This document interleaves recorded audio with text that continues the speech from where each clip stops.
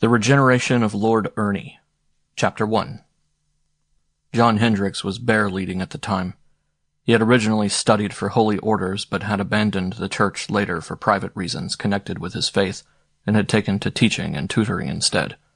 He was an honest, upstanding fellow of 35, incorruptible, intelligent in a simple, straightforward way. He played games with his head, more than most Englishmen do, but he went through life without much calculation. He had qualities that made boys like and respect him. He won their confidence. Poor, proud, ambitious, he realized that fate offered him a chance when the Secretary of State for Scotland asked him if he would give up his other pupils for a year and take his son, Lord Ernie, round the world upon an educational trip that might make a man of him. For Lord Ernie was the only son, and the Marquess's influence was naturally great. To have deposited a regenerated Lord Ernie at the castle gates might have guaranteed Hendrix's future. After leaving Eton prematurely, the lad had come under Hendrix's charge for a time, and with such excellent results. "I'd simply swear by that chap, you know," the boy used to say, that his father, considerably impressed and rather as a last resort, had made this proposition, and Hendrix, without much calculation, had accepted it. He liked Bindi for himself. It was in his heart to make a man of him, if possible. They had now been round the world together and had come up from Brindisi to the Italian lakes, and so into Switzerland. It was middle October, with a week or two to spare. They were making leisurely for the ancestral halls in Aberdeenshire. The 9 months' travel, Hendrix realized with keen disappointment, had accomplished, however, very little. The job had been exhausting, and he had conscientiously done his best. Lord Ernie liked him thoroughly, admiring his vigor with a smile of tolerant good nature through his ceaseless cigarette smoke. They were almost like two boys together. "You are a chap and a half, Mr. Hendrix. You really ought to be in the cabinet with my father." Hendrix would deliver up his useless parcel at the castle gates, pocket the thanks and the hard-earned fee, and go back to his arduous life of teaching and writing in dingy lodgings. It was a pity, even on the lowest grounds. The tutor, truth to tell, felt undeniably depressed. Hopeful by nature, optimistic too, as men of action usually are, he cast about him, even at the last hour, for something that might stir the boy to life, wake him up, put zest and energy into him. But there was only Paris now between them in the end, and Paris certainly could not be relied upon for help. Bindi's desire for Paris even was not strong enough to count. No desire in him was ever strong. There lay the crux of the problem, in a word. Lord Ernie was without desire, which is life. Tall, well-built, handsome, he was yet such a feeble creature, without the energy to be either wild or vicious. Languid, yet certainly not decadent, life ran slowly, flabbily in him. He took to nothing. The first impression he made was fine, then nothing. His only tastes, if tastes they could be called, were out-of-door tastes. He was vaguely interested in flying, yet not enough to master the mechanism of it. He liked motoring at high speed, being driven, not driving himself, and he loved to wander about in woods, making fires like a red Indian, provided they lit easily, yet even this, not for the poetry of the thing, nor for any love of adventure, but just because. "I like fire, you know. I like to watch it burn." Heat seemed to give him curious satisfaction, perhaps because the heat of life, he realized, was deficient in his 6-foot body. It was significant, this love of fire in him, though no one could discover why. As a child, he had a dangerous delight in fireworks, anything to do with fire. He would watch a candle flame as though he were a fire worshipper, but had never been known to make a single remark of interest about it. In a wood, as mentioned, the first thing he did was to gather sticks, though the resulting fire was never part of any purpose. He had no purpose. There was no wind or fire of life in the lad at all. The fine body was inert. Hendrix did wrong, of course, in going where he did, to this little desolate village in the Jura Mountains, though it was the first time all these trying months he had allowed himself a personal desire. But from Domo da Sola the Simplon Express would pass Lausanne, and from Lausanne to the Jura was but a step, all on the way home, moreover, and what prompted him was merely a sentimental desire to revisit the place where, 10 years before, he had fallen violently in love with the pretty daughter of the pastor, Monsieur Lesin, in whose house he lodged. He had gone there to learn French. The very slight detour seemed pardonable. His spiritless charge was easily persuaded. "We might go home by Pontarlier instead of Bâle and get a glimpse of the Jura," he suggested. The line slides along its frontiers a bit, and then goes bang across it. We might even stop off a night on the way, if you care about it. I know a curious old village, Villeray, where I went at your age to pick up French." "Top hole," replied Lord Ernie listlessly. "All on the way to Paris, ain't it?" "Of course. You see, there's a fortnight before we need to get home." "So there is, yes. Let's go." He felt it was almost his own idea, and that he decided it. "If you'd really like it." "Oh, yes, why not? I'm sick of cities." He flicked some dust off his coat sleeve with an immaculate silk handkerchief, then lit a cigarette. "Just as you like," he added with a drawl and a smile. "I'm ready for anything." There was no keenness, no personal desire, no choice in reality at all.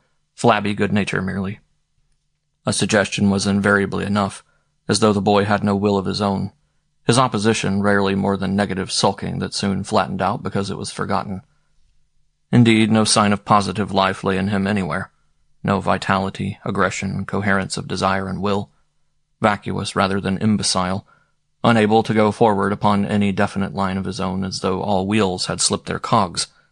A pasty soul that took good enough impressions, yet never mastered them for permanent use. Nothing stuck. He would never make a politician, much less a statesman. The family title would be borne by a nincompoop. Yet all the machinery was there, one felt, if only it could be driven, made to go. It was sad. Lord Ernie was heir to great estates, with a name and position that might influence thousands. And Hendrix had been a good selection. With his virility and gentle, understanding firmness, he understood the problem. "He'll do what no one else could," the anxious father told him, "for he worships you, and you can sting without hurting him.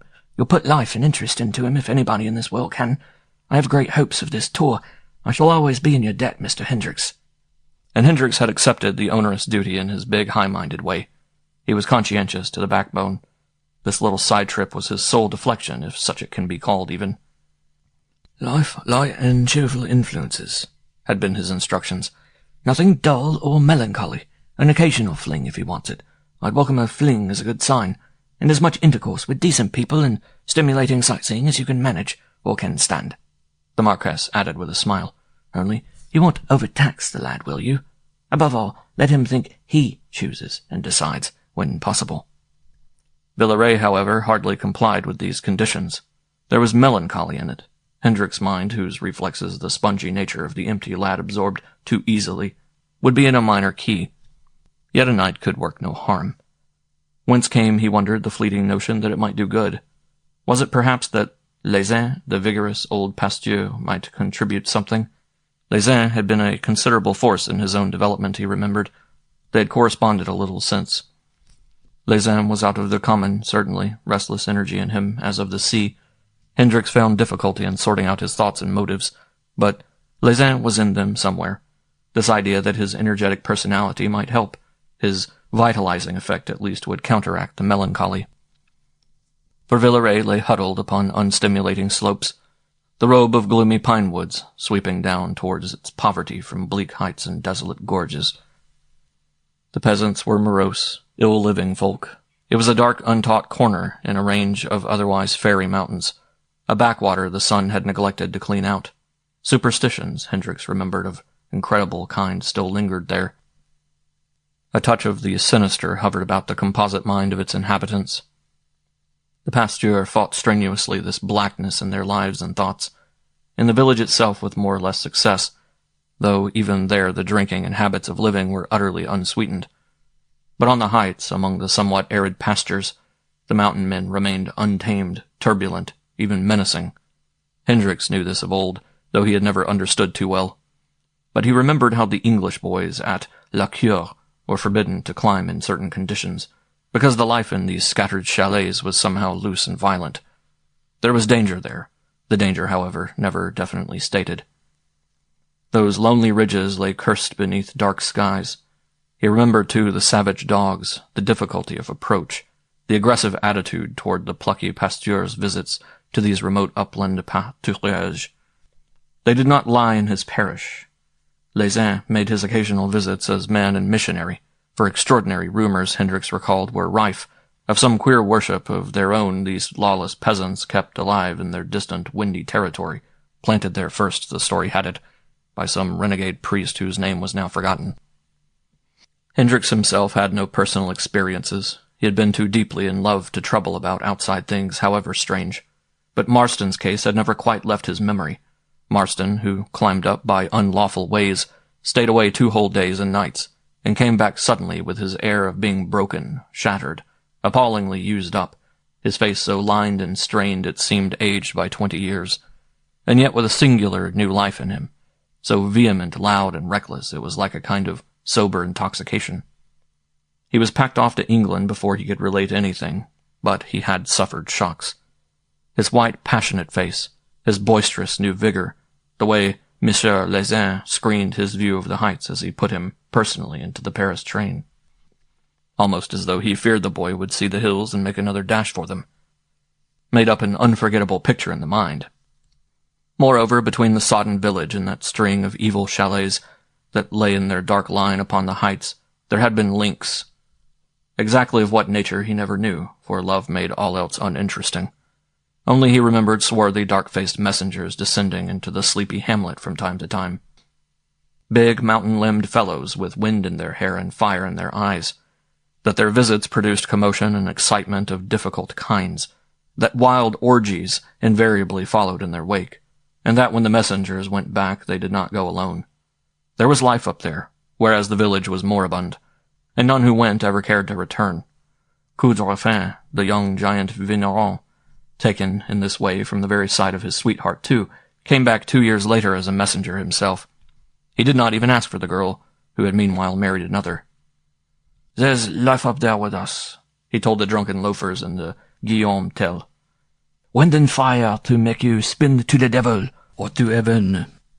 He was enthusiasm personified. In the village he had been merely drinking himself stupidly to death. Vaguely, too. Hendrix remembered visits of police from the neighboring town, some of them on horseback, all armed, and that once even soldiers accompanied them, and on another occasion a bishop, or whatever the church dignitary was called, had arrived suddenly and promised radical assistance of a spiritual kind that had never materialized. Oh, and many other details that now trooped back with suggestions time had certainly not made smaller. For the love had passed along its way and gone, and he was free now to the invasion of other memories, dwarfed at the time by that dominating sweet passion. Yet all the tutor wanted now, this chance week in late October, was to see again the corner of the mossy forest where he had known that marvelous thing, first love. Renew his link with Les, who had taught him much, and see if perchance this man's stalwart, virile energy might possibly overflow with benefit into his listless charge. The expenses he meant to pay out of his own pocket. Those wild pagans on the heights, even if they still existed, there was no need to mention. Lord Ernie knew little French and certainly no word of patois. For 1 night, or even 2, the risk was negligible. Was there indeed risk at all of any sort? Was not this vague uneasiness he felt merely conscience faintly pricking? He could not feel that he was doing wrong.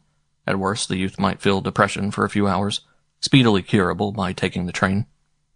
Something, nevertheless, did gnaw at him in subconscious fashion, producing a sense of apprehension, and he came to the conclusion that this memory of the mountain tribe was the cause of it, a revival of forgotten boyhood's awe. He glanced across at the figure of Bindi lounging upon the hotel lawn in an easy-chair, full in the sunshine, a newspaper at his feet. Reclining there, he looked so big and strong and handsome, yet in reality was but a painted lathe without resistance, much less attack in all his many inches. And suddenly the tutor recalled another thing, the link, however, undiscoverable, and it was this, that the boy's mother, a Canadian, had suffered once severely from a winter in Quebec, where the Marquess had first made her acquaintance. Frost had robbed her, if he remembered rightly, of a foot, with the result at any rate that she had a wholesome terror of the cold. She sought heat and sun instinctively, fire. Also that asthma had been her sore affliction, sheer inability to take a full deep breath. This deficiency of heat and air, therefore, were in her mind, and he knew that Bindi's birth had been an anxious time. The anxiety justified, moreover, since she had yielded up her life for him. And so the singular thought flashed through him suddenly as he watched the reclining, languid boy, Coudrefin's descriptive phrase oddly singing in his head. "Heat and fire, fire and wind, why, it's the very thing he lacks, and he's always after them, I wonder." Chapter 2. The lumbering yellow diligence brought them up from the lake shore, a long 2 hours, deposited them at the opening of the village street, and went its grinding, toiling way toward the frontier. They arrived in a blur of rain. It was evening. Lowering clouds drew night before her time upon the world, obscuring the distant summits of the Oberland, but lights twinkled here and there in the nearer landscape, mapping the gloom with signals. The village was very still. Above and below it, however, 2 big winds were at work, with curious results. For a lower wind from the east in gusty draughts drove the body of the lake into quick white horses, which shone like wings against the deep Basse Alpes, while a westerly current swept the heights immediately above the village. There was this odd division of 2 weathers, presaging a change. A narrow line of clear, bright sky showed up the Jura outline finely toward the north, stars peeping sharply through the pale, moist spaces.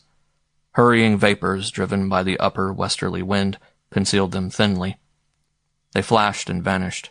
The entire ridge, 5,000 feet in the air, had an appearance of moving through the sky. Between these opposing winds at different levels the village itself lay motionless, while the world slid past, as it were, in 2 directions. "The earth seems turning round," remarked Lord Ernie. He had been reading a novel all day in train and steamer, and smoking endless cigarettes in the diligence, his companion and himself its only occupants. He seemed suddenly to have waked up. "What is it?" he asked with interest. Hendrix explained the queer effect of the 2 contrary winds. Columns of peat smoke rose in thin straight lines from the blur of houses, untouched by the careering currents above and below. The winds whirled round them. Lord Ernie listened attentively to the explanation. "I feel as if I were spinning with it, like a top," he observed, putting his hand to his head a moment. "And what are those lights up there?" He pointed to the distant ridge where fires were blazing as though stars had fallen and set fire to the trees. Several were visible at regular intervals. The sharp summits of the limestone mountains cut hard into the clear spaces of northern sky, thousands of feet above. "Oh, the peasants burning wood and stuff, I suppose," the tutor told him. The youth turned an instant, standing still to examine them with a shading hand. "People live up there?" he asked. There was surprise in his voice, and his body stiffened oddly as he spoke. "In mountain chalets, yes," replied the other, a trifle impatiently, noticing his attitude. "Come along now," he added. "Let's go to our rooms in the carpenter's house before the rain comes down. You can see the windows twinkling over there." And he pointed to a building near the church. "The storm will catch us."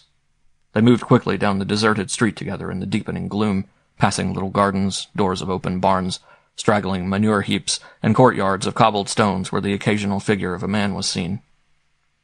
But Lord Ernie lingered behind, half loitering. Once or twice, to the other's increasing annoyance, he paused, standing still to watch the heights through openings between the tumble-down old houses. 6 big drops of rain splashed heavily on the road. "Hurry up!" cried Hendrix, looking back, "or we shall be caught.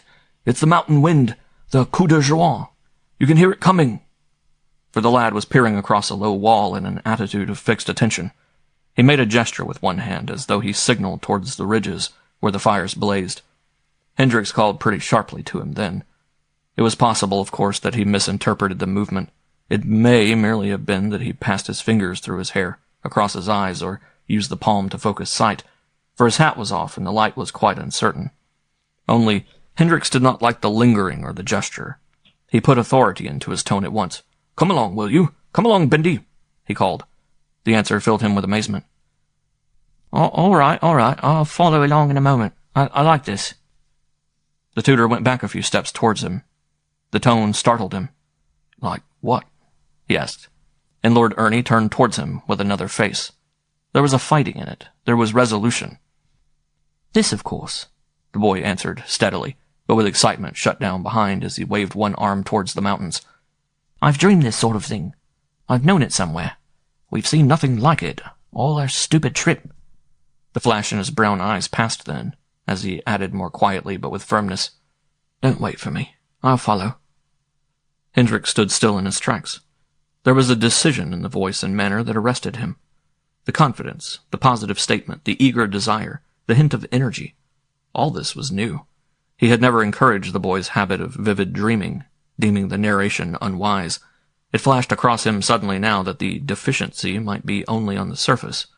Energy and life hid, perhaps, subconsciously in him.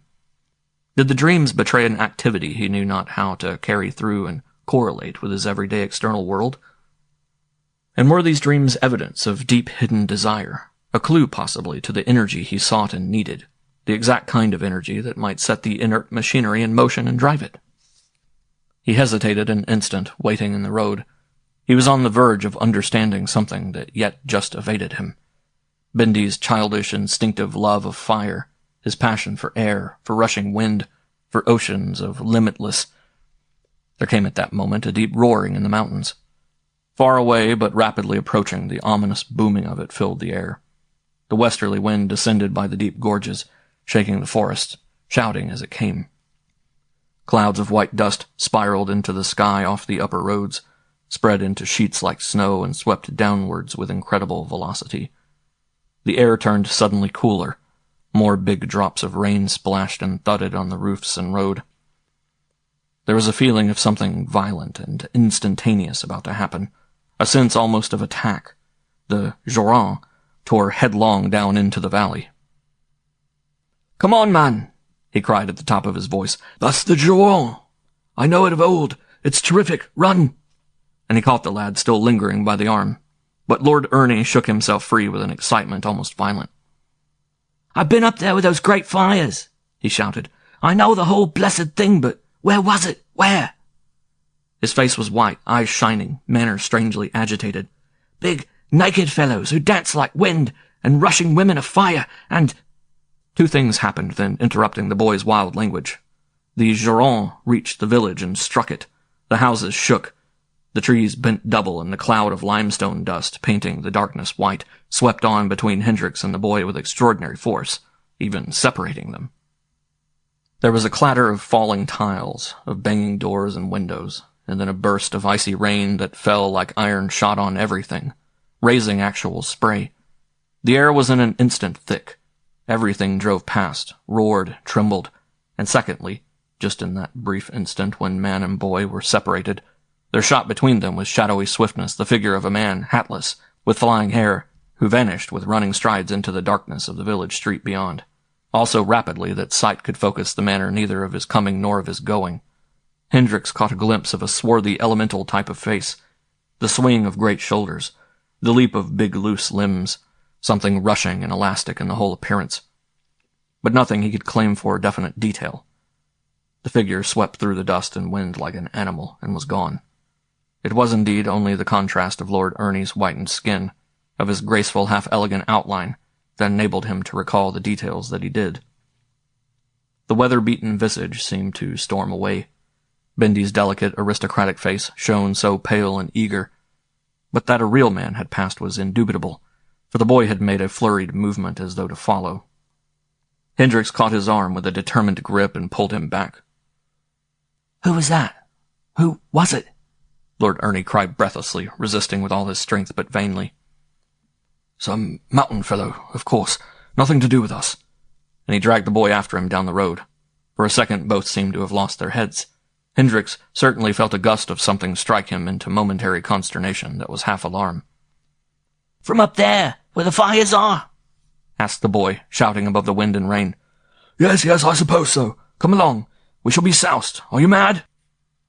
For Bindi still held back with all his weight, trying to turn round and see. Hendrix used more force. There was almost a scuffle in the road. "All right, I'm coming. I only wanted to look a second. You needn't drag my arm out." He ceased resistance, and they lurched forward together. "But what a chap he was! He went like the wind. Did you see the light streaming out of him? Like fire?" "Like what?" shouted Hendrix as they dashed now through the driving tempest. "Fire!" bawled the boy. "It lit me up as he passed. Fire that lights but does not burn, and wind that blows the world along." "Button your coat and run," interrupted the other, hurrying his pace and pulling the lad forcibly after him. "Don't twist, you're hurting.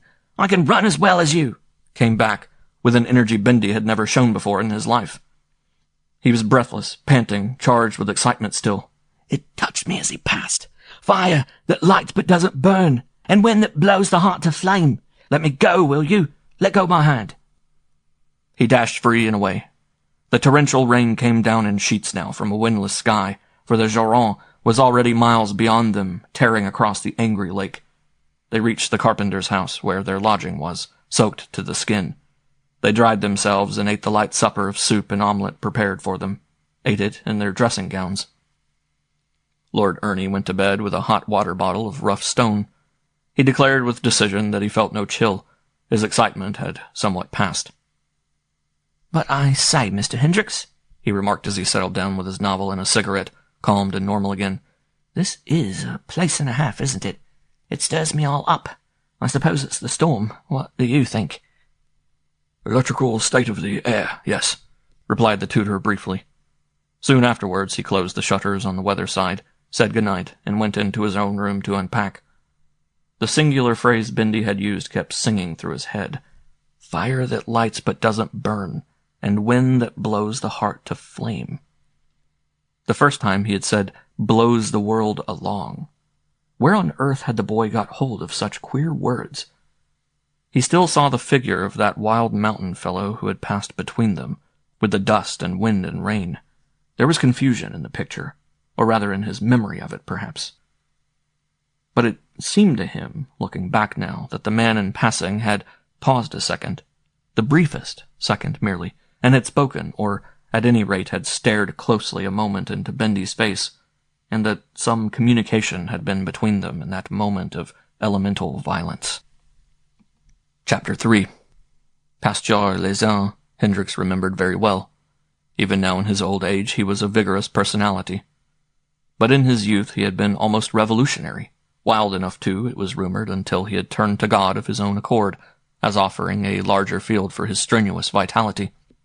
The little man was possessed of tireless life, a born leader of forlorn hopes, attack his métier, and heavy odds the conditions that he loved. Before settling down in this isolated spot, pasteur de l'Église indépendante, in a Protestant canton, he had been a missionary in remote pagan lands. His horizon was a big one. He had seen strange things. An uncouth being, with a large head upon a thin and wiry body supported by steely bowed legs, he had that courage which makes itself known in advance of any proof. Hendrix slipped over to La Cure about 9 o'clock and found him in his study. Lord Ernie was asleep. At least his light was out. No sound or movement audible from his room. The Joran had swept the heavens of clouds. Stars shone brilliantly. The fire still blazed faintly upon the heights. The visit was not unexpected, for Hendrix had already sent a message to announce himself, and the moment he sat down, met the pasteur's eye, heard his voice, and observed his slight imperious gestures, he passed under the influence of a personality stronger than his own. Something in Lézin's atmosphere stretched him, lifting his horizon. He had come chiefly, he now realized it, to borrow help and explanation with regard to Lord Ernie.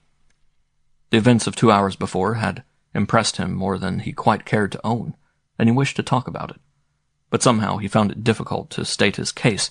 No opening presented itself, or rather, the pasteur's mind, intent upon something of his own, was too preoccupied.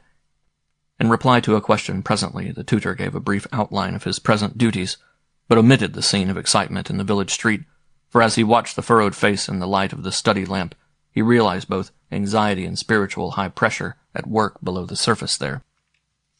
He hesitated to intrude his own affairs at first.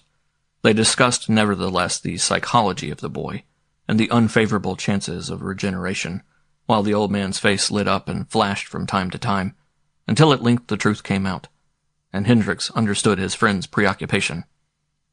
"What you're attempting with an individual," Lézin exclaimed with ardor, "is precisely what I am attempting with a crowd, and is difficult, for poor sinners make poor saints, and the lukewarm I will spew out of my mouth." He made an abrupt, resentful gesture to signify his disgust and weariness, perhaps his contempt as well. "Cut it down. Why cumbereth it to the ground?" "A hard, uncharitable doctrine," began the tutor, realizing that he must discuss the parish before he could introduce Bindi's case effectively. "You mean, of course, that there's no material to work on?" "No energy to direct," was the emphatic reply. "My sheep here are real sheep, Mere negative. Drink certain loafers without desire. Hospital cases. I could work with tigers and wild beasts, but whoever trained a slug? Your proper place is on the heights, suggested Hendrix, interrupting at a venture. There's scope enough up there, or used to be. Have they died out, those wild men of the mountains? And hit by chance the target in the bull's eye. The old man's face turned younger as he answered quickly. Men like that, he exclaimed, do not die off. They breed and multiply. He leaned forward across the table, his manner eager, fervent, almost impetuous with suppressed desire for action. There's evil thinking up there, he said suggestively, but, by heaven, it's alive. It's positive, ambitious, constructive, with violent feeling and strong desire to work on. There's hope of some result. Upon vehement impulses like that, pagan or anything else, a man can work with the will. Those are the tigers. Down here I have the slugs. He shrugged his shoulders and leaned back into his chair. Hendrix watched him, thinking of the stories told about his missionary days among savage and barbarian tribes. Born of the vital landscape, I suppose, he asked. Wind and frost and blazing sun? The wild energy, I mean, is due to... A gesture from the old man stopped him. You know who started them upon the wild performances, he said gravely in a lower voice. You know how that ambitious renegade priest from the Valais chose them for his nucleus, then died before he could lead them out, trained and competent, upon his strange campaign. You heard the story when you were with me as a boy. I remember Maustin, put in the other uncommonly interested. Maustin, the boy who... He stopped because he hardly knew how to continue. There was a minute's silence, but it was not an empty silence, though no word broke it. Lezin's face was a study. Ah, Maustin, yes, he said slowly, without looking up. You remember him. But this is at my door too, I suppose. His father was ignorant and obstinate. I might have saved him otherwise. He seemed talking to himself rather than to his listener. Pain showed in the lines about the rugged mouth. There was no one, you see, who knew how to direct the great life that woke in the lad. He took it back with him, and turned it loose into all manner of useless enterprises, and the doctors mistook his abrupt and fierce ambitions for the hysteria which they call the vestibule of lunacy. Yet small characters may have big ideas. They didn't understand, of course. It was sad, sad, sad. He hid his face in his hands a moment. Maustin went wrong, then, in the end. For the other's manner suggested disaster of some kind. Hendrix asked it in a whisper. Lezin uncovered his face, looped his neck with one finger, and pointed to the ceiling. Hanged himself, murmured Hendrix, shocked. The pasteur nodded, but there was impatience, half anger in his tone. They checked it, kept it in. Of course it tore him. The two men looked into each other's eyes for a moment, and something in the younger of them shrank. This was all beyond his ken a little. An odd hint of bleak and cruel reality was in the air, making him shiver along nerves that were normally inactive. The uneasiness he felt about Lord Ernie became alarm. His conscience pricked him. More than he could assimilate, continued Lezin. It broke him, yet had the outlets been provided, had he been taught how to use it, this elemental energy drawn direct from nature. He broke off abruptly, struck perhaps by the expression in his listener's eyes. It seems incredible, doesn't it, in the 20th century? I know. Evil? Asked Hendrix, stammering rather. Why evil? Was the impatient reply. How can any force be evil? That's merely a question of direction. And the priest who discovered these forces and taught their use, then, was genuinely spiritual and followed the truth in his own way. He was not necessarily evil. The little pasteur spoke with vehemence. You talk like the religion primers in the kindergarten. He went on. Listen, this man, sick and weary of his lukewarm flock, sought vital, stalwart systems who might be clean enough to use the elemental powers he had discovered how to attract. Only the bias of users could make it evil by the wrong use. His idea was big and even holy, to train a corps that might regenerate the world, and he chose unreasoning, unintellectual types with a purpose. Primitive, giant men who could assimilate the force without risk of being shattered. Under his direction, he intended they should prove as effective as the 12 disciples of old, who were fisher folk. And had he gone on? He too failed then? Asked the other, whose tangled thoughts struggled with incredulity and belief as he heard this strange new thing. He died, you mean? Maison de santé, was the laconic reply. Straight waistcoats, padded cells, and the rest, but still alive, I'm told. It was more than he could manage. It was a startling story, even in this brief outline, deep suggestion in it. The tutor's sense of being out of his depth increased. After 9 months with a lifeless, devitalized human being, this was, well, he seemed to have fallen in his sleep from a comfortable bed into a raging mountain torrent. Strong currents rushed through and over him. The lonely, peaceful village outside, sleeping beneath the stars, heightened the contrast. "Suppressed or misdirected energy again, I suppose," he said in a low tone, respecting his companion's emotion. "And these mountain men," he said abruptly, "do they still keep up their practices?" "The ceremonies, yes," corrected the other, master of himself again. "Turbulent moments of nature, storms and the like, stirs them to clumsy rehearsals of once vital rituals, not entirely ineffective, even in their incompleteness, but dangerous for that very reason. This Joran, for instance, invariably communicates something of its atmospherical energy to themselves. They light their fires as of old. They blunder through what they remember of his ceremonies. With the glasses you may see them in the dozens, men and women leaping and dancing.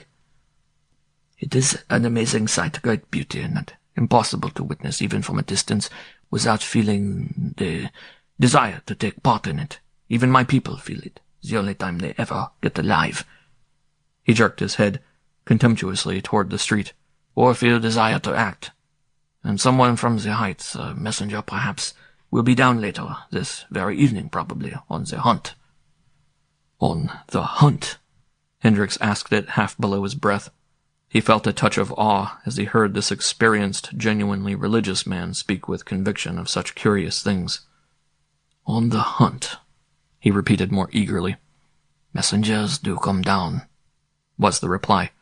"A living belief always seeks to increase, to grow, to add to itself. Where there's conviction, there's always propaganda." "Oh, converts!" Les shrugged his big black shoulders. "Desire to add to their number, desire to save," he said. "The energy they absorb overflows, that is all." The Englishman debated, several questions vaguely in his mind. Only his mind, being disturbed, could not hold the balance exactly true. Les influence as of old was upon him. A possibility, remote, seductive, dangerous, began to beckon to him, but from somewhere just outside his reasoning mind.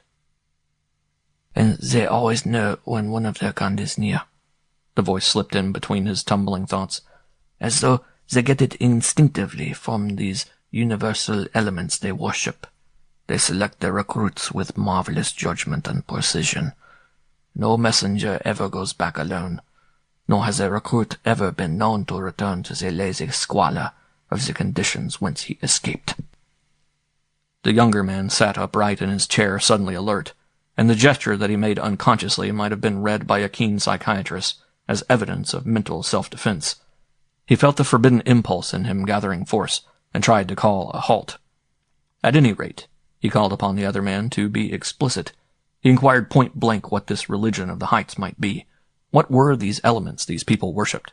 In what did their wild ceremonies consist?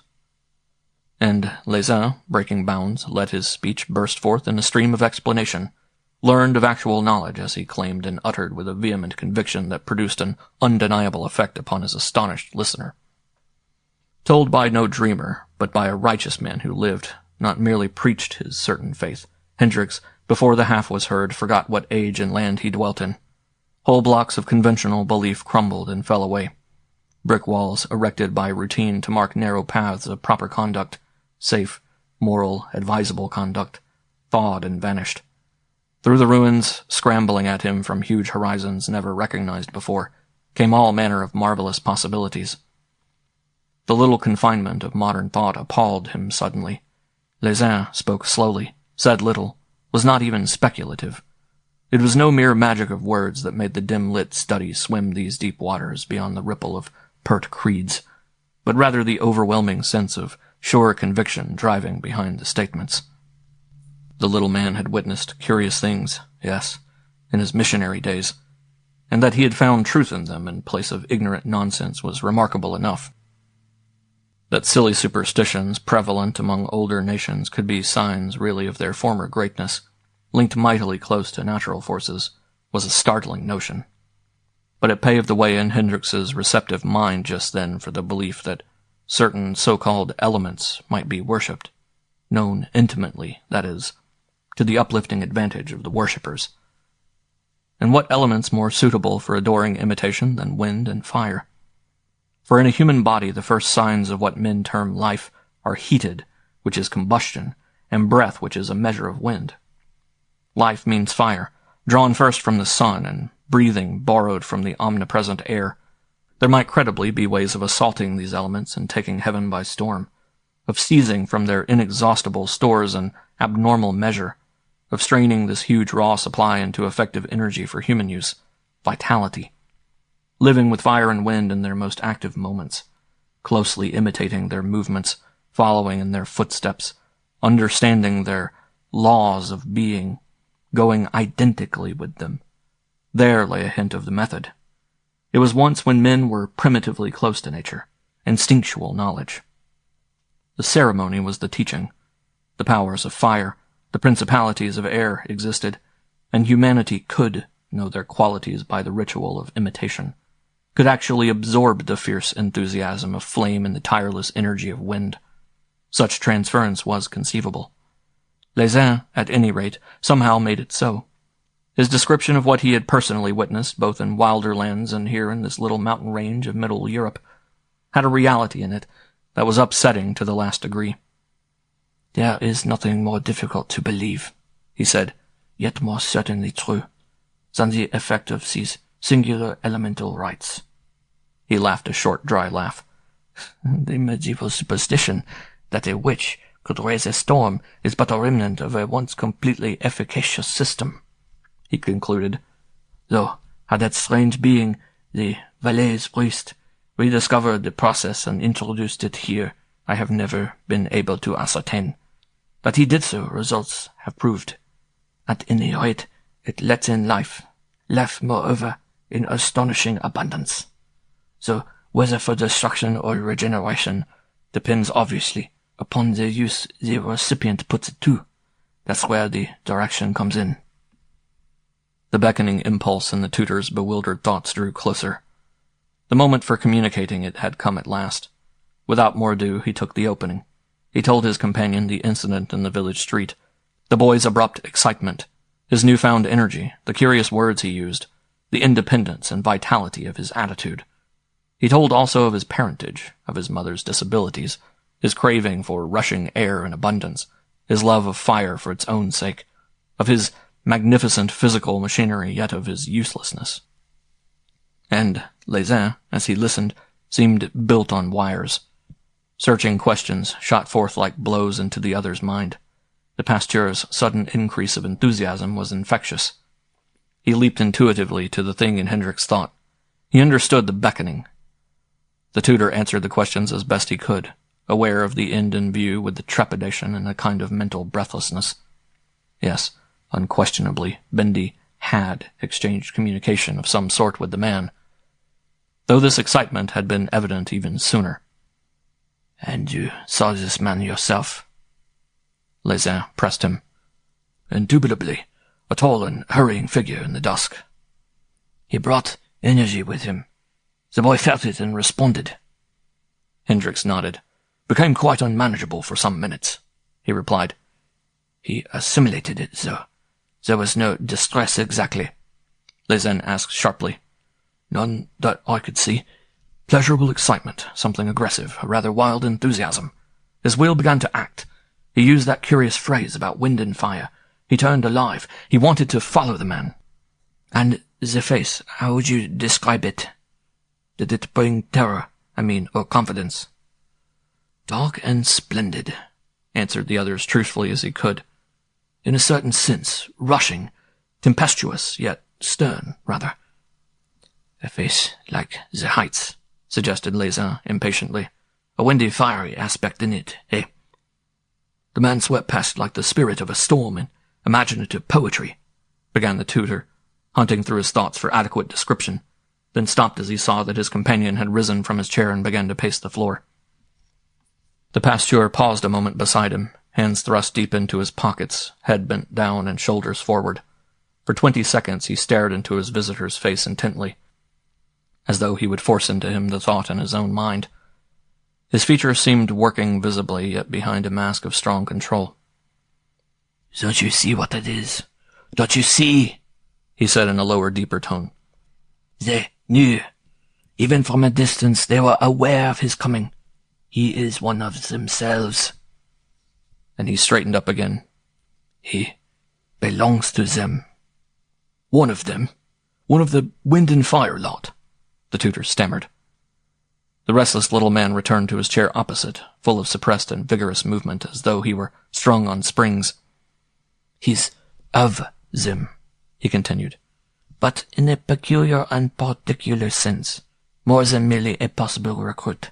His empty organism would provide the very link they need, the perfect conduit." He watched his companion's face with careful keenness. "In the country where I first experienced this marvelous thing," he added significantly, "he would have been set apart as the offering, the sacrifice, as they call it there. The tribe would have chosen him with honor. He would have been the special bait to attract." "Death?" whispered the other. But Les shook his head. "In the end, perhaps," he replied darkly. "For the vessel might be torn and shattered, but at first charged to the brim and crammed with energy. With transformed vitality they could draw into themselves through him. A monster, if you will, but to them a deity, and superhuman, in our little sense most certainly." Then Hendrix faltered inwardly and turned away. No words came to him at the moment. In silence, the minds of the two men, one a religious, the other a secular teacher, and each with a burden of responsibility to the race, kept pace together without speech.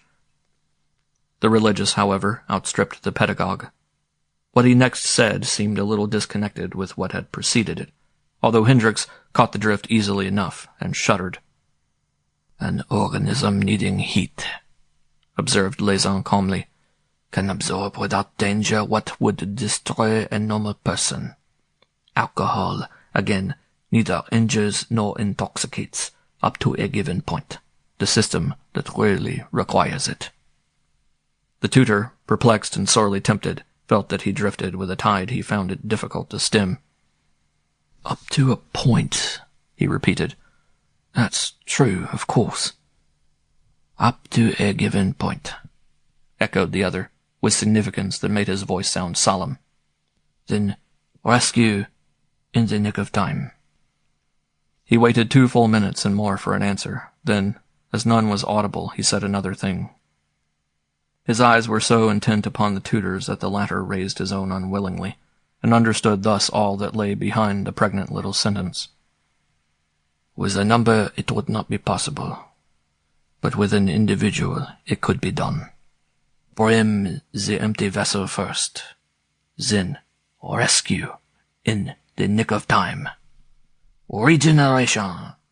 In the Englishman's mind there came a crash, as though something fell. There was dust, confusion, noise. Moral platitudes shouted at conventional admonitions. Warnings laughed and copybook maxims shriveled up. Above the lot, rising with a touch of grandeur, stood the pulpit figure of the little pastor, his big face shining clear through all the turmoil, strength and vision in the flaming eyes. A commanding outline with spiritual audacity in his heart. And Hendrix saw then that the man himself was standing erect in the center of the room, one finger raised to command attention, listening. Some considerable interval must have passed while he struggled with his inner confusion. Les stood intently listening, his big head throwing a grotesque shadow on the wall and ceiling. "Hark!" he exclaimed, half whispering. "So you hear that? Listen." A deep sound, confused and roaring, passed across the night, far away and slightly booming. It entered the little room so that the air seemed to tremble a moment. To Hendrix it held something ominous. "The wind," he whispered as the noise died off into the distance.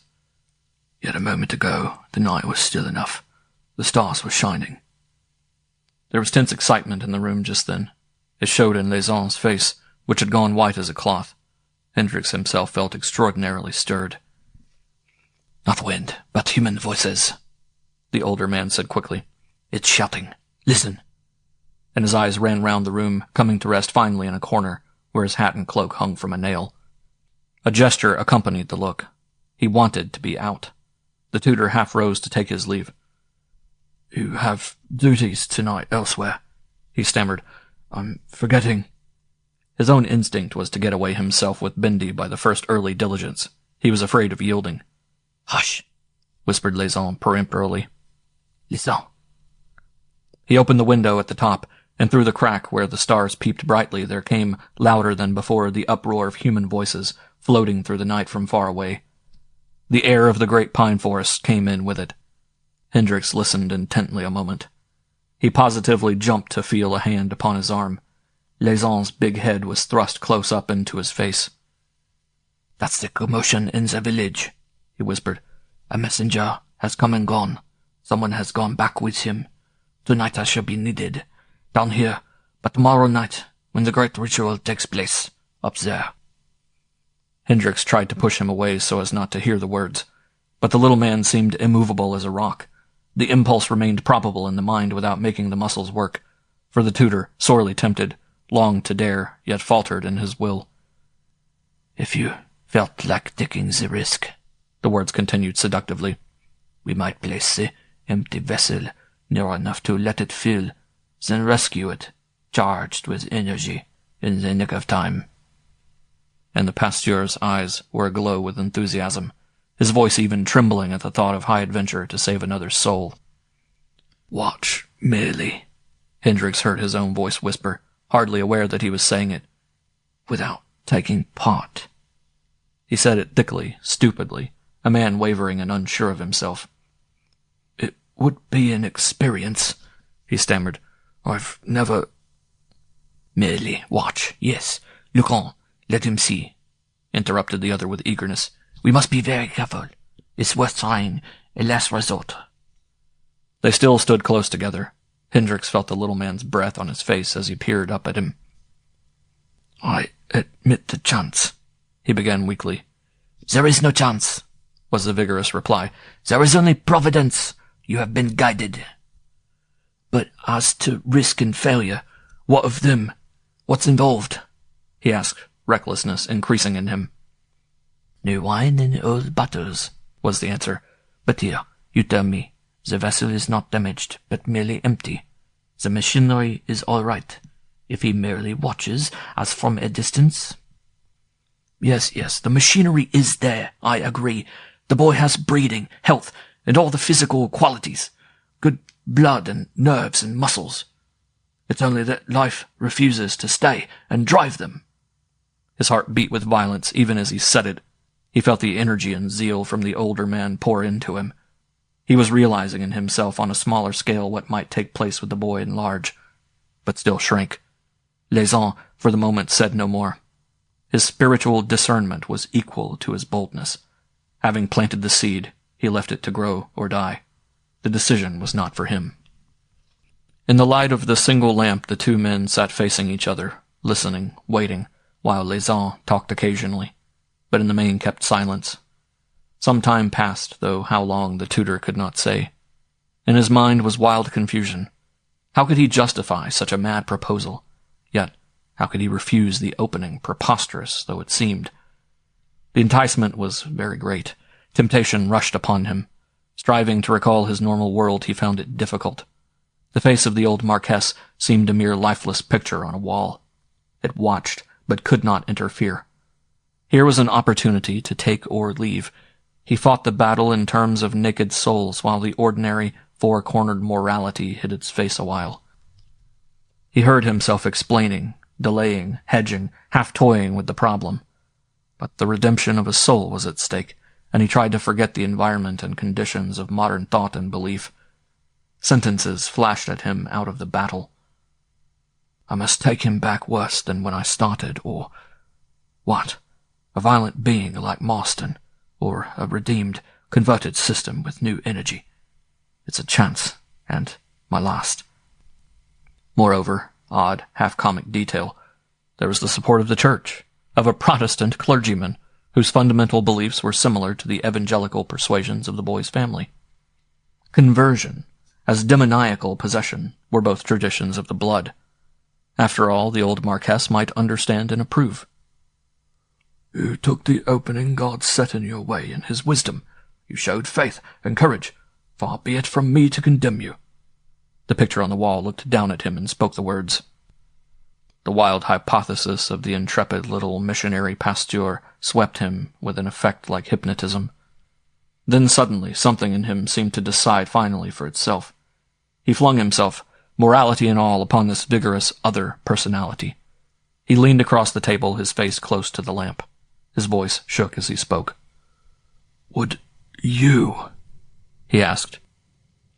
Then knew the question foolish, and that such a man would shrink from nothing where the redemption of a soul was at stake. Knew also that the question was proof that his own decision was already made. There was something grotesque almost in the torrent of colloquial French Les proceeded to pour forth, while the other sat listening in amazement, half ashamed and half exhilarated. He looked at the stalwart figure, the wiry bowed legs as he paced the floor, the shortness of the coat sleeves and the absence of shirt cuffs round the powerful lean wrists. It was a great fighting man he watched, a man afraid of nothing in heaven or earth, prepared to lead a forlorn hope into a hostile, unknown land. And the sight, combined with what he heard, set the seal upon his half-hearted decision. He would take the risk and go. "Pifoué!" exclaimed the little pasteur as though it might have been an oath, his loud whisper breaking through into a guttural sound. "Pifoué! Bah! Would that my people had machinery like that so that I could use it. I've no material to work on, no force to direct, nothing but heavy sodden clay. Jelly!" he cried. "Negative, useless, lukewarm stuff at best." He lowered his voice suddenly, so as to listen at the same time. "I might as well be a baker kneading dough," he continued. "They drink and yield and drink again. They never attack and drive. They're not worth laboring to save." He struck the wooden table with his fist, making the lamp rattle, while his listener started and drew back. "What good can weak souls, though spotless, be to God? The best have long ago gone up to them." And he jerked his leonine old head toward the mountains. "Where there's life, there's hope." He stamped his foot as he said it. "But the lukewarm, pafoué, I will spew them out of my mouth." He paused by the window a moment, listened attentively, then resumed his pacing to and fro. Clearly he longed for action. Indifference, half-heartedness, had no place in his composition, and Hendrix felt his own slower blood take fire as he listened. "Ah!" cried Les louder.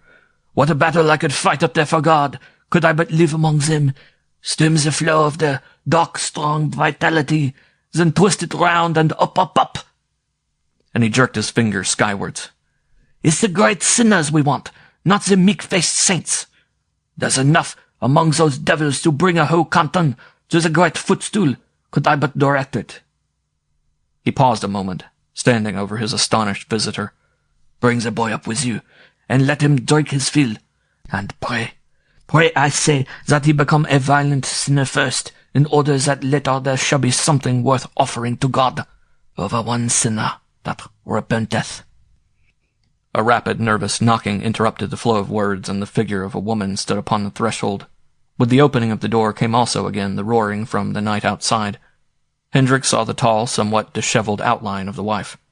He remembered her vaguely, though she could hardly see him now in his darker corner, and recalled the fact that she had been sent out to Les in his missionary days, a worthy, illiterate, but adoring woman.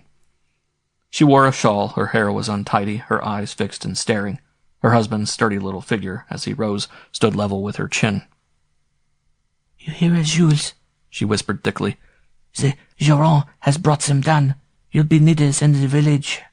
She said it anxiously, though Hendrix understood the patois with difficulty. They talked excitedly together a moment in the doorway, their outlines blocked against the corridor where a single oil lamp flickered. She warned, urging something. He expostulated. Fragments reached Hendrix in his corner. Clearly the woman worshipped her husband like a king, yet feared for his safety. He, for his part, comforted her, scolded a little, argued, told her to believe in God and go back to bed. "They'll take you too, and you'll never learn. It's not your parish anyhow." A touch of anguish in her tone. But Les was impatient to be off. He led her down the passage. "My parish is wherever I can help. I belong to God. Nothing can harm me but to leave undone the work he gives me." The steps went farther away as he guided her to the stairs.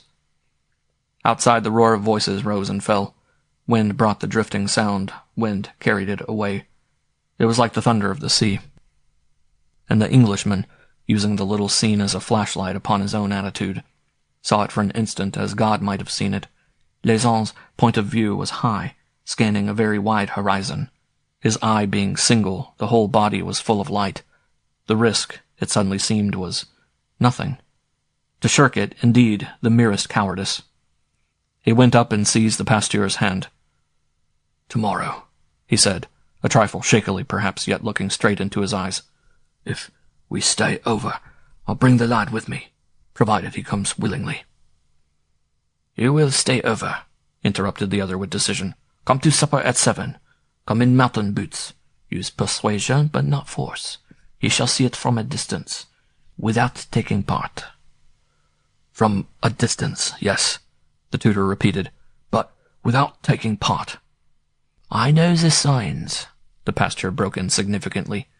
"We can rescue him in the nick of time, charged with energy and life, yet before the danger gets—" A sudden clangor of bells drowned the whispering voice, cutting the sentence in the middle. It was like an alarm afire. Les sprang sharply round. "The signal!" he cried. "The signal from this church! Someone's been taken! I must go at once. I shall be needed." He had his hat and cloak on in a moment, was through the passage and into the street. Hendrix following at his heels. The whole place seemed alive, yet the roadway was deserted and no lights showed at the windows of the houses. Only from the farther end of the village where stood the cabaret came a roar of voices, shouting, crying, singing. The impression was that the population was centered there. Far in the starry sky a line of fires blazed upon the heights, throwing a lurid reflection above the deep black valley. Excitement filled the night. "But how extraordinary!" exclaimed Hendrix, hurrying to overtake his alert companion. "What life there is about! Everything's on the rush." They went faster, almost running. "I feel the waves of it beating even here." He followed breathlessly. "A messenger has come and gone," replied Les in a sharp, decided voice. "What you feel here is but the overflow. This is the aftermath. I must work down here with my people." "I'll work with you," began the other, but Les stopped him. "Keep yourself for tomorrow night, up there," he said with grave authority, pointing to the fiery line upon the heights, and at the same time quickening his pace along the street. "At the moment," he cried, looking back, "your place is yonder." He jerked his head toward the carpenter's house among the vineyards. The next minute, he was gone. Chapter 5. And Hendrix, accredited tutor to a sprig of nobility in the 20th century, asked himself suddenly how such things could possibly be. The adventure took on abruptly a touch of nightmare. Only the light in the sky above the cabaret windows and the roar of voices where men drank and sang brought home the reality of it all. With a shudder of apprehension he glanced at the lurid glare upon the mountains. He was committed now, not because he had merely promised, but because he had definitely made up his mind. Lighting a match, he saw by his watch that the visit had lasted over 2 hours. It was after 11. He hurried, letting himself in with the big house key, and going on tiptoe up the granite stairs. In his mind rose a picture of the boy as he had known him all these weary sightseeing months. The mild brown eyes, the facile indolence, the pliant watery emotions of the listless creature. But behind him now, like storm clouds, the hopes, desires, fears, the past year's talk had conjured up. The yearning to save stirred strongly in his heart, and more of the little man's reckless spiritual audacity came with it. His own affection for the lad was genuine, but impatience and adventure pushed eagerly through the tenderness. If only he could put life into that great 6-foot, big-boned frame. Some energy as of fire and wind into that inert machinery of mind and body. The idea was utterly incredible, but surely no harm could come of trying the experiment. There were the huge and elemental forces, of course, in nature, and if... A sound in the bedroom as he crept softly past the door caught his attention, and he paused a moment to listen. Lord Ernie was not asleep then, after all. He wondered why the sound got somehow at his heart. There was shuffling behind the door. There was a voice, too. Or was it voices? He knocked. "Who is it?" came at once in a tone he hardly recognized. And as he answered, "It's I, Mr. Hendrix. Let me in." There followed a renewal of the shuffling, but without the sound of voices, and the door flew open. It was not even locked. Lord Ernie stood before him, dressed to go out. In the faint starlight, the tall, ungainly figure filled the doorway, erect and huge, the shoulders squared, the trunk no longer drooping. The listlessness was gone. He stood upright, limbs straight and alert. The sagging limp had vanished from the knees. He looked, in the semi-darkness, like another person, almost monstrous, and the tutor drew back instinctively, catching an instant at his breath. "But, my dear boy, why aren't you asleep?" he stammered. He glanced half nervously about him. "I heard you talking, surely." He fumbled for a match, but before he found it the other had turned on the electric switch. The light flared out.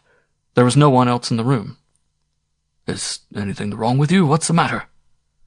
But the boy answered quietly, though in a deeper voice than Hendrix had ever known in him before. "I'm all right. Only I couldn't sleep. I've been watching those fires on the mountains. I wanted to go out and see." He still held the field glasses in his hand, swinging them vigorously by the strap. The room was littered with clothes, just unpacked, the heavy shooting boots in the middle of the floor, and Hendrix, noticing these signs, felt a wave of excitement sweep through him, caught somehow from the presence of the boy. There was a sense of vitality in the room, as though a rush of active movement had just passed through it. Both windows stood wide open, and the roar of voices was clearly audible. Lord Ernie turned his head to listen. "That's only the village people drinking and shouting," said Hendrix, closely watching each movement that he made. "It's perfectly natural, Bindi, that you feel too excited to sleep. We're in the mountains. The air stimulates tremendously. It makes the heart beat faster." He decided not to press the lad with questions. "But I never felt like this in the Rockies or the Himalayas," came the swift rejoinder, as he moved to the window and looked out. "There was nothing in India or Japan like that." He swept his hand towards the wooded heights that towered above the village so close. He talked volubly. "All those things we saw out there were sham, done on purpose for tourists. Up there it's real.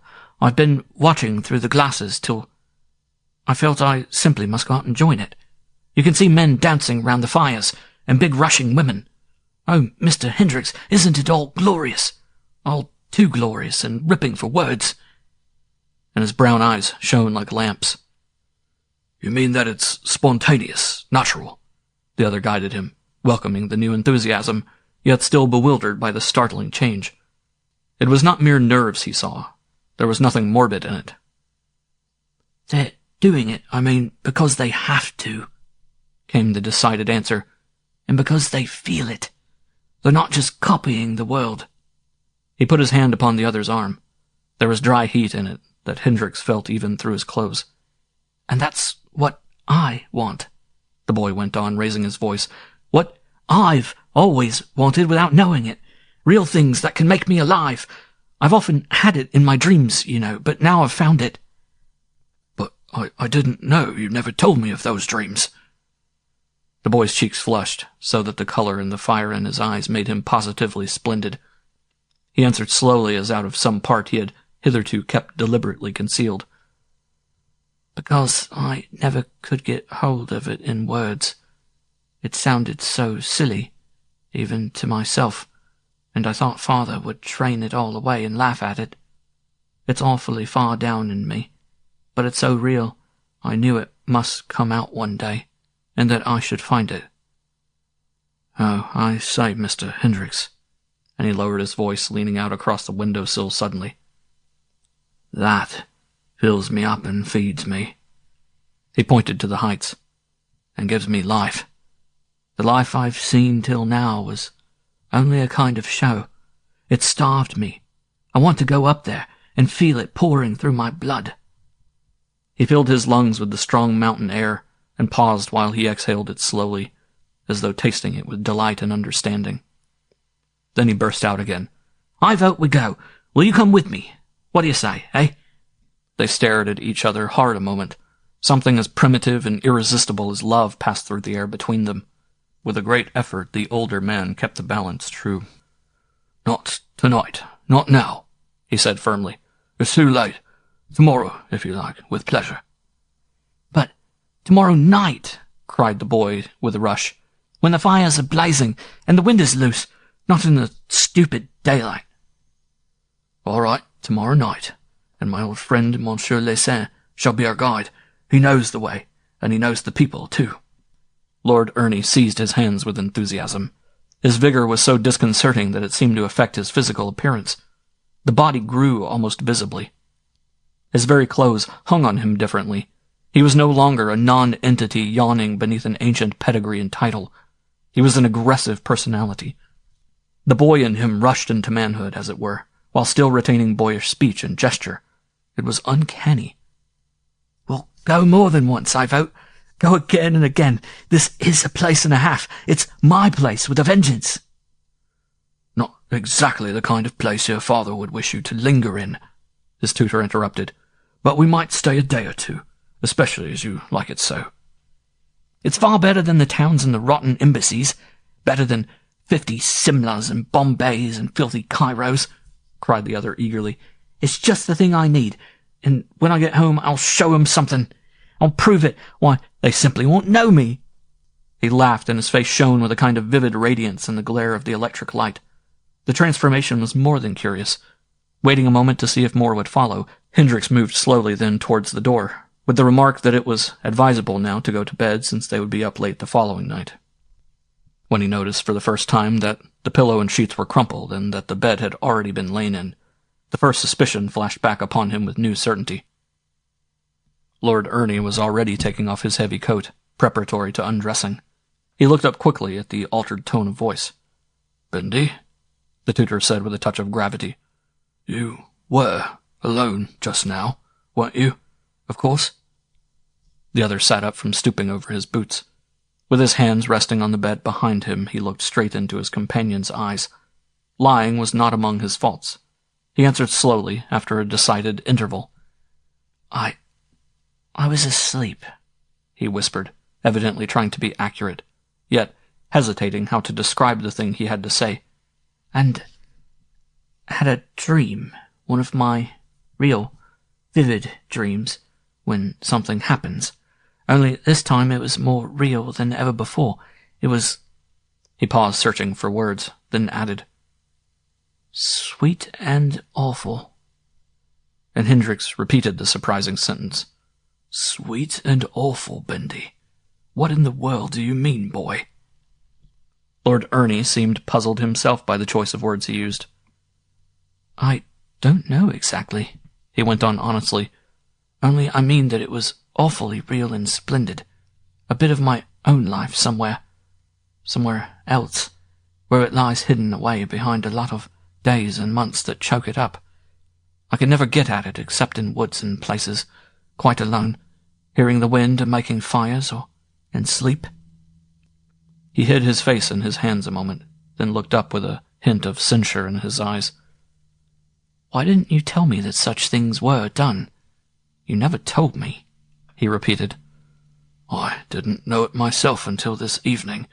Les. I thought you knew everything," Lord Ernie broke in that same half-chiding tone. "Monsieur Les told me tonight for the first time," said Hendrix firmly, "that such people and practices existed. Till now I had never dreamed that such superstitions survived anywhere in the world at all. He resented the reproach, but he was also aware that the boy resented his authority. For the first time his ascendancy seemed in question. His voice, his eye, his manner did not quell as formerly. "So you mean when you say sweet and awful, that it was very real to you?" he asked. He insisted now with purpose. "Is that it, Bendy?" The other replied eagerly enough. "Yes, that's it, I think, partly.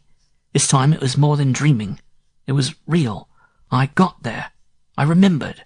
That's what I meant. And after I woke up, the thing still went on. The man seemed still in the room beside the bed, calling me to get up and go with him." "Man? What man?" The tutor leaned upon the back of a chair to steady himself. The wind just then went past the open windows with a singing rush. "The dark man who passed us in the village, and who pointed to the fires on the heights. He came with the wind, you remember. He pulled my coat." The boy stood up as he said it. He came across the naked boarding, his step light and dancing. "Fire that heats but does not burn, and wind that blows the heart alight, or something. I forget now exactly. You heard it too." He whispered the words with excitement, raising his arms and knees as in the opening movements of a dance. Hendrix kept his own excitement down, but with a distinctly conscious effort. "I heard nothing of the kind," he said calmly. "I was only thinking of getting home dry. You say," he asked with decision, "that you heard those words?" Lord Ernie stood back a little. It was not that he wished to conceal, but that he felt uncertain how to express himself. "In the street," he said, "I heard nothing. The words rose up in my own head, as it were. But in the dream, and afterwards too, when I was wide awake, I heard them out loud, clearly. Fire that heats but does not burn, and wind that blows the heart to flame. That's how it was." "In French, Bendy? You heard it in French?" "Oh, it was no language at all. The eye said it, both times." He spoke as naturally as though it were Durba he described again. Only this new aggressive certainty was in his voice and manner. "Mr. Hendrix," he went on eagerly, "you understand what I mean, don't you? When certain people look at one, words start up in the mind as though one heard them spoken. I heard the words in my head, I suppose, only they seemed so familiar, as though I'd known them before. Always." "Of course, Bendy, I understand, but this man, tell me, did he stay on after you woke up? And how did he go?" He looked round at the barely furnished room for hiding places. "It was really the dream you carried on after waking, wasn't it?" Then Bendy laughed, but inwardly as to himself. There was the faintest possible hint of derision in his voice. "No doubt," he said, "only it was one of my big real dreams. And how he went I can't explain at all, for I didn't see. You knocked at the door. I turned and found myself standing in the room, dressed to go out. There was a rush of wind outside the window, and when I looked he was no longer there. The same minute you came in. It was all as quick as that. I suppose I dressed in my sleep." They stood for several minutes, staring at each other without speaking. The tutor hesitated between several courses of action, unable for the life of him to decide upon any particular one. His instinct on the whole was to stop nothing but to encourage all possible expression, while keeping rigorous watch and guard. Repression, it seemed to him just then, was the least desirable line to take. Somewhere there was truth in the affair. He felt out of his depth, his authority impaired, and under these temporary disadvantages he might so easily make a grave mistake, injuring instead of helping. While Lord Ernie finished his undressing, he leaned out of the window, taking great draughts of keen night air, watching the blazing fires and listening to the roar of voices, now dying down in the distance. And the voice of his thinking whispered to him, "Let it all come out. Repress nothing. Let him have the entire adventure. If it's nonsense, it can't endure, and if it's true, it's inevitable." He drew his head in and moved towards the door. "Then it's settled," he said quietly, as though nothing unusual had happened. "We'll go up there tomorrow night, with Monsieur Lesin, to show us the way. And you'll go to sleep now, won't you?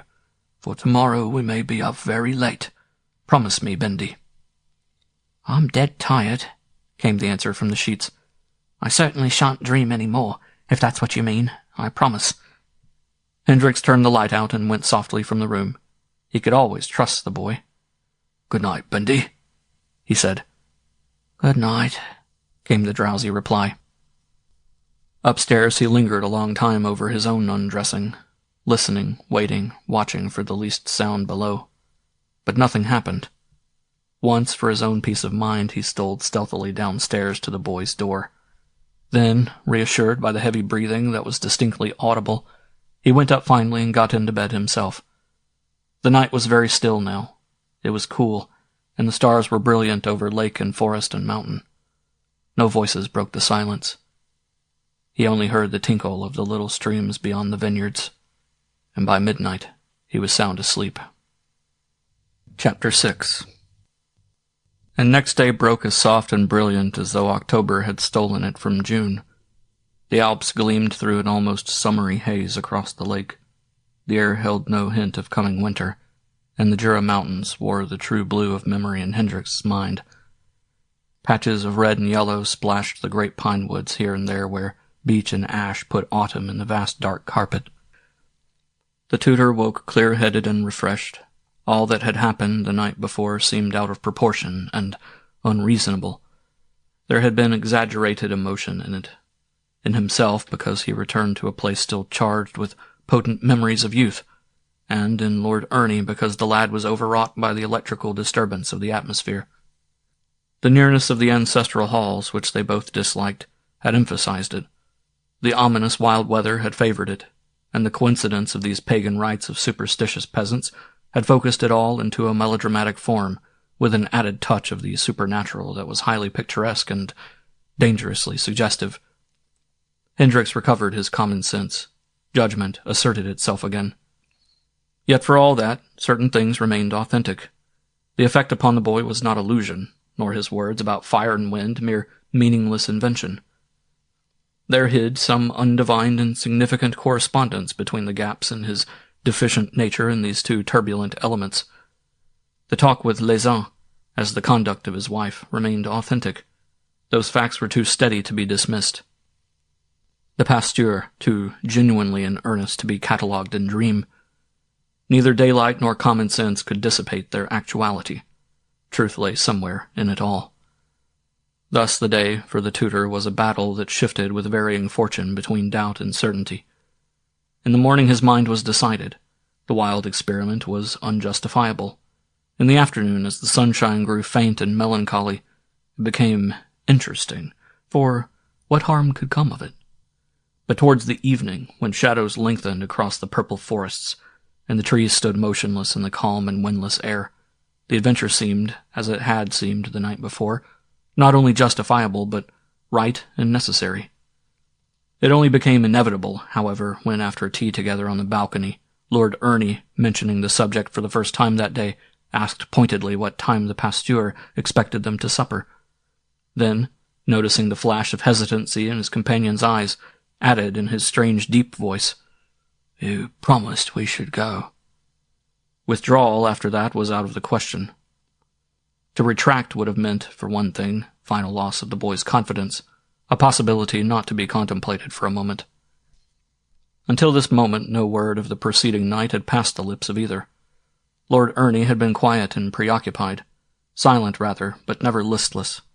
He was peaceful, perhaps subdued a little, yet with a suppressed energy in his bearing that Hendrix watched with secret satisfaction. The tutor, closely observant, detected nothing out of gear. Life stirred strongly in him. There was purpose, interest, will. There was desire. But there was nothing to cause alarm. Availing himself then of the lad's absorption in his own affairs, he wandered forth alone upon his sentimental tour of inspection.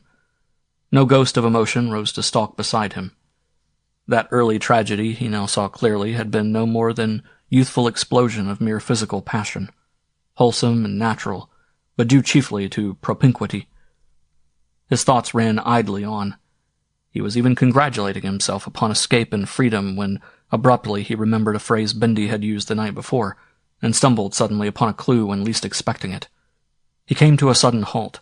The significance of it crashed through his mind and startled him. There are big, rushing women. It It was the first reference to the other sex, as evidence of their attraction for him, Hendrix had ever known to pass his lips. Hitherto, though 20 years of age, the lad had never spoken of women as though he was aware of their terrible magic. He had not discovered them as females, necessary to every healthy male. It was not purity, of course, but ignorance. He had felt nothing. Something had now awakened sex in him so that he knew himself a man, and naked. And it had revolutionized the world for him. This new life came from the roots, transforming listless indifference into positive desire. The will woke out of sleep, and all the currents of his system took aggressive form. For all energy, intellectual, emotional, or spiritual, is fundamentally one. It is primarily sexual. Hendrix paused in his sentimental walk, marveling that he had not realized sooner this simple truth. It brought a certain logical meaning, even into the pagan rites upon the mountains, these ancient rites which symbolize the marriage of the two tremendous elements of wind and fire, heat and air, and the lad's quiet, busy mood that morning confirmed his simple discovery. It involved restraint and purpose. Lord Ernie was alive. Hendrix would take home with him to those ancestral halls a vessel bursting with energy. Creative energy. It was admirable that he should witness, from a safe distance, this primitive ceremony of crude pagan origin. It was the very thing, and the tutor hurried back to the house among the vineyards, aware that his responsibility had increased, but persuaded more than ever that his course was justified. The sky held calm and cloudless through the day, the forests brooding beneath the hazy autumn sunshine. Indications that the second hurricane lay brewing among the heights were not wanting, however, to experienced eyes. Almost a preternatural silence reigned. There was a warm heaviness in the placid atmosphere. The surface of the lake was patched and streaky, the extreme clarity of the air an ominous omen. Distant objects were too close. Toward sunset, moreover, the streaks and patches vanished as though sucked below, while thin strips of tenuous cloud appeared from nowhere above the northern cliffs. They moved with great rapidity at an enormous height, touched with a lurid brilliance as the sun sank out of sight. And when Hendrix strolled over with Lord Ernie to La Cure for supper, there came a sudden rush of heated wind that set the branches sharply rattling, then died away as abruptly as it rose. They seemed reflected, too, these disturbances, in the human atmospheres about the supper table. There was suppression of various emotions presaging violence. Lord Ernie was exhilarated, Hendrix uneasy and preoccupied, the pasteur grave and thoughtful. In Hendrix was another feeling as well, that he had lightly summoned a storm which might carry him off his feet. The boy's excitement increased it, as wind puffs fan a starting fire. His own judgment had somewhere played him false, betraying him into this incredible adventure. And yet he could not stop it. The pasteur's influence was over him, perhaps. He was ashamed to turn back. He was committed. The unusual circumstances found the weakness in his character. For somewhere in the preposterous superstition there lay a big forgotten truth. He could not believe it, and yet he did believe it. The world had forgotten how to live truly close to nature. A desultory conversation was carried on, chiefly between the two men, while the boy ate hungrily, and Madame Laison watched her husband with anxiety as she served the simple meal. "So you are coming with us, and you like to come," the pasteur observed quietly, Hendrix translating. Lord Ernie replied with a gesture of unmistakable enthusiasm. "A wild lot of men and women," Laison went on, keeping his eye hard upon him, "with an interesting worship of their own copied, from very ancient times. They live on the heights, and mix little with us valley folk. You shall see the ceremonies tonight." "They get the wind and fire into themselves, don't they?" asked the boy keenly, and somewhat to the distress of the translator who rendered it. "They get into wind and fire." "They worship wind and fire," Laison replied, "and they do it by means of a wonderful dance that somehow imitates the leap of flame and the headlong rush of wind. If you copy the movements and gestures of a person, you discover the emotion that causes them. You share it. Their idea is apparently that by imitating the movements they invite or attract the force. draw these elemental powers into their systems, so that in the end—" He stopped suddenly, catching the tutor's eye. Lord Ernie seemed to understand without translation. He had laid down his knife and fork and was leaning forward across the table, listening with deep absorption. His expression was alert with a new intelligence that was almost cunning. An acute sensibility seemed to have awakened in him. "As with laughing, I suppose," he said in an undertone to Hendrix quickly. "If you imitate a laughter, you laugh yourself in the end, and feel all the jolly excitement of laughter. Is that what he means?" The tutor nodded with assumed indifference. "Imitation is always infectious," he said lightly. "But of course you will not imitate these people yourself, Bendy. You will just look on from a distance." "From a distance?" repeated the boy, obviously disappointed. "What's the good of that?" A look of obstinacy passed across his altered face. Hendrix met his eyes squarely. "At a circus," he said firmly, "you just watch. You don't imitate the clown, do you?" "If you look on long enough, you do," was the rather dogged reply. "Well, take the Russian dancers we saw in Moscow," the other insisted patiently. "You felt the power and beauty without jumping up and whirling in your stole." Bendy half glared at him. There was almost contempt in his quiet answer. "But your mind whirled with them. And later your body would too. Otherwise it's given you nothing." He paused a second. "I can only get the fun of riding by being on a horse's back and doing his movements exactly with him, not by watching him." Hendrix smiled and shrugged his shoulders. He did not wish to discourage the enthusiasm lying behind this analysis. The uneasiness in him grew apace. He said something rapidly in French, using an undertone and laughter to confuse the actual words. "Of course, we must not interfere with their ceremonies," put in the pasteur with decision. "It's sacred to them. We can hide among the trees and watch. You would not leave your seat in church to imitate the priest, would you?" He glanced smilingly at the eager youth before him. "If he did something real, I would." It was said with a bright flash in the eyes. "Anything real, I'd copy like a shot. Only I never find it."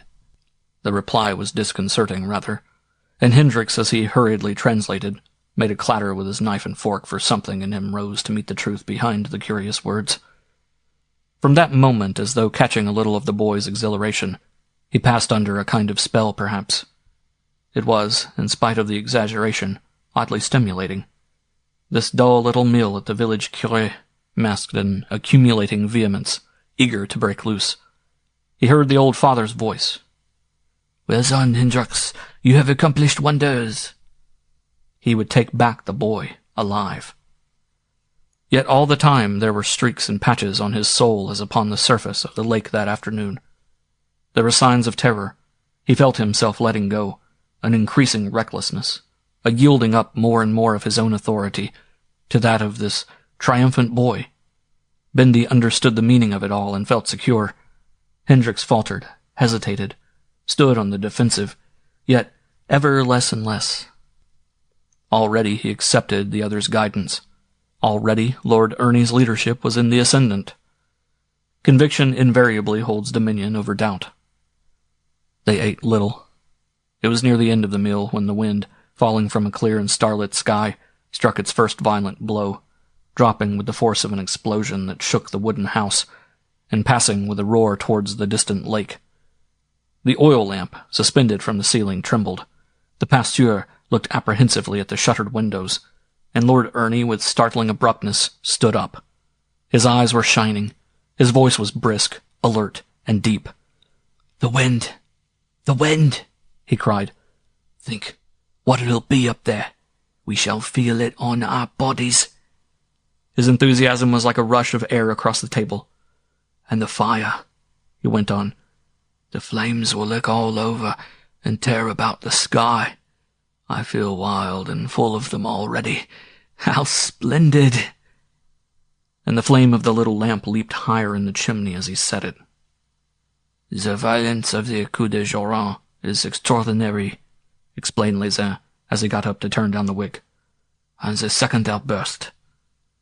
The rest of his sentence was drowned by the noise of Hendrix's voice telling the boy to sit down and finish his supper. And at the same moment the pasteur's wife came in as though a stroke of wind drove behind her down the passage. The door slammed in the draught. There was a momentary confusion in the room above, which her voice rose shrill and frightened. "The fires are alight, Jules," she whispered in her half-intelligible patois. "The forest is burning all along the upper ridge." Her face was pale and her speech came stumbling. She lowered her lips to her husband's ear. "They'll be looking out for recruits tonight. Is it necessary? Is it right for you to go?" She glanced uneasily at the English visitors. "You know the danger."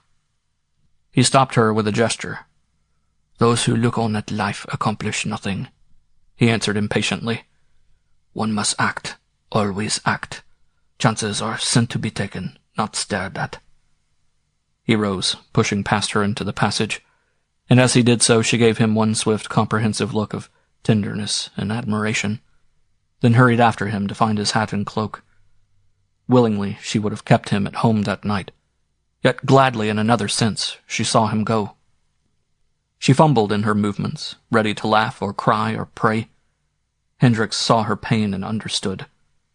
It was singular how the woman's attitude intensified his own misgivings.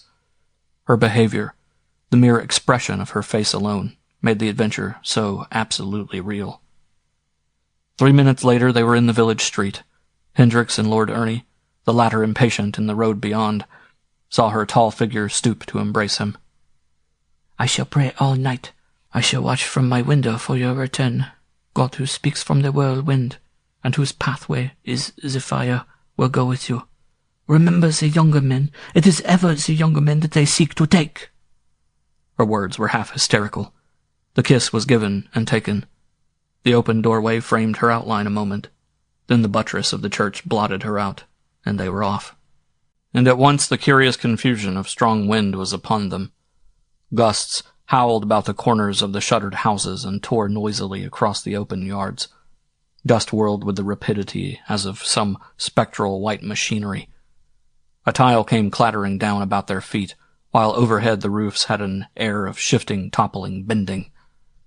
The entire village seemed scooped up and shaken, then dropped upon the earth again in tottering fashion.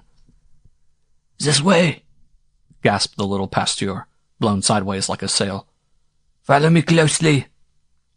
Almost arm in arm at first they hurried down the deserted street, past lampless windows and tight-fastened doors, and soon were beyond the cabaret in that open stretch between the village and the forest, where the wind had unobstructed way. Far above them ran the fiery mountain range.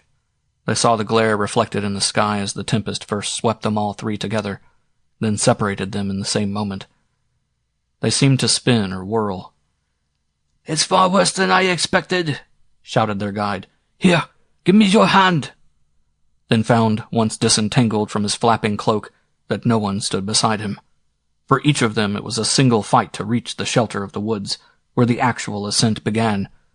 An instant the pasteur seemed to hesitate. He glanced back at the lighted window of La Curée, across the fields, at the line of fire in the sky, at the figure disappearing in the blackness immediately ahead. "Where's the boy?" he shouted. "Don't let him get too far in front. Keep close. Wait till I come." They staggered back against each other. "Look how easily he slipped ahead already." "This howling wind!" Hendrix shouted as they advanced side by side, pushing their shoulders against the storm. The rest of the sentence vanished into space. Les shoved him forward, pointing to where, some 20 yards in front, the figure of Lord Ernie, head down, was battling eagerly with the hurricane. Already he stood near to the shelter of the trees, waving his arms with energy towards the summits where the fires blazed. He was calling something at the top of his voice, urging them to hurry. His voice rushed down upon them with a pelt of wind. "Don't let him get away from us!" bawled Les, holding his hands cupwise to his mouth. "Keep him in reach. He may see, but must not take part." A blow full in the face that smote him like the flat of a great sword clapped the sentence short. "That's your part. He won't obey me." Hendrix heard it as they plunged across the windswept reach, panting, struggling, forcing their bodies sideways like two-legged crabs against the terrific force of the descending joran. They reached the protection of the forest wall without further attempt at speech. Here there was sudden peace and silence, for the tall, dense trees received the tempest's impact like a cushion, stopping it. They paused a moment to recover breath. But although the first exhaustion speedily passed, the original confusion of strong wind remained, in Hendrix's mind at least, for wind violent enough to be battled with has a scattering effect on thought and blows the very blood about. Something in him snapped its cables and blew out to sea. His breath drew in an impetuous quality from the tempest each time he filled his lungs. There was agitation in him that caused an odd exaggeration of the emotions. The boy, as they came up, leaped down from a boulder he had climbed. He opened his arms, making of his cloak a kind of sail that filled and flapped. "At last!" he cried, impatient, almost vexed. "I thought you were never coming. The wind blew me along. We shall be late."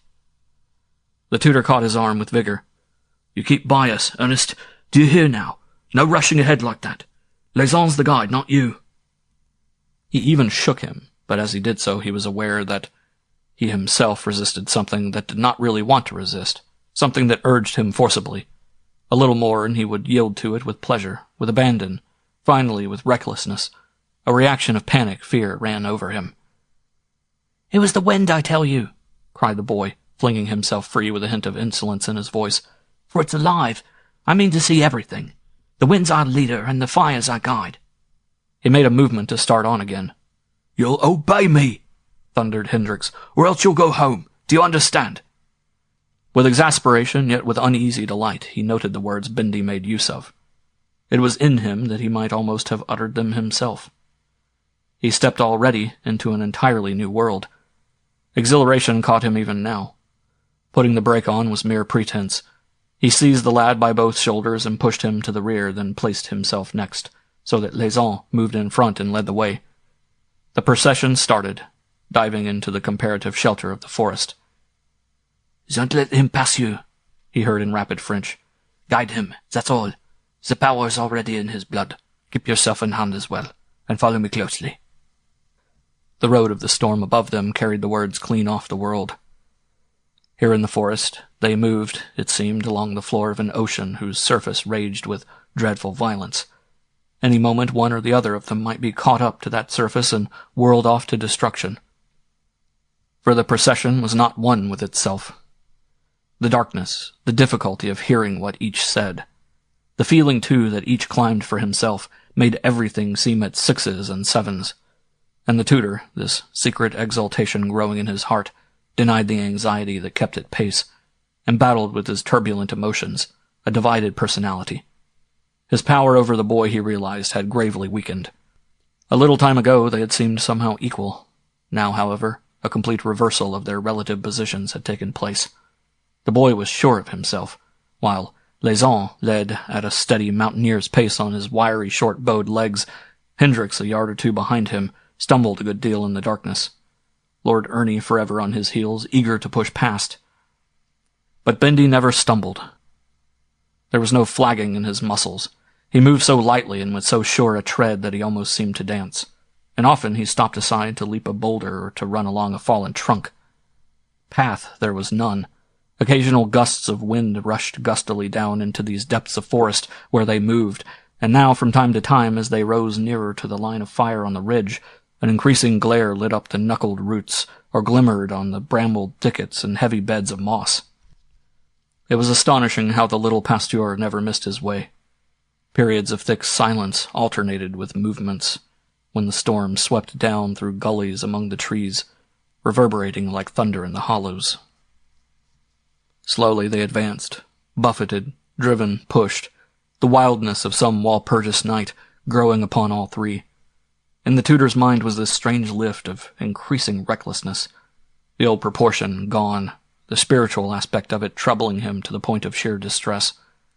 He followed Les as blindly with his body as he followed this new Bindi eagerly with his mind. For this languid boy, now dancing to the tune of flooding life at his very heels, seemed magical in the true sense, energy created as by a wizard out of nothing. From lips that ordinarily sighed in listless boredom poured now a ceaseless stream of questions and ejaculations, ringing with enthusiasm.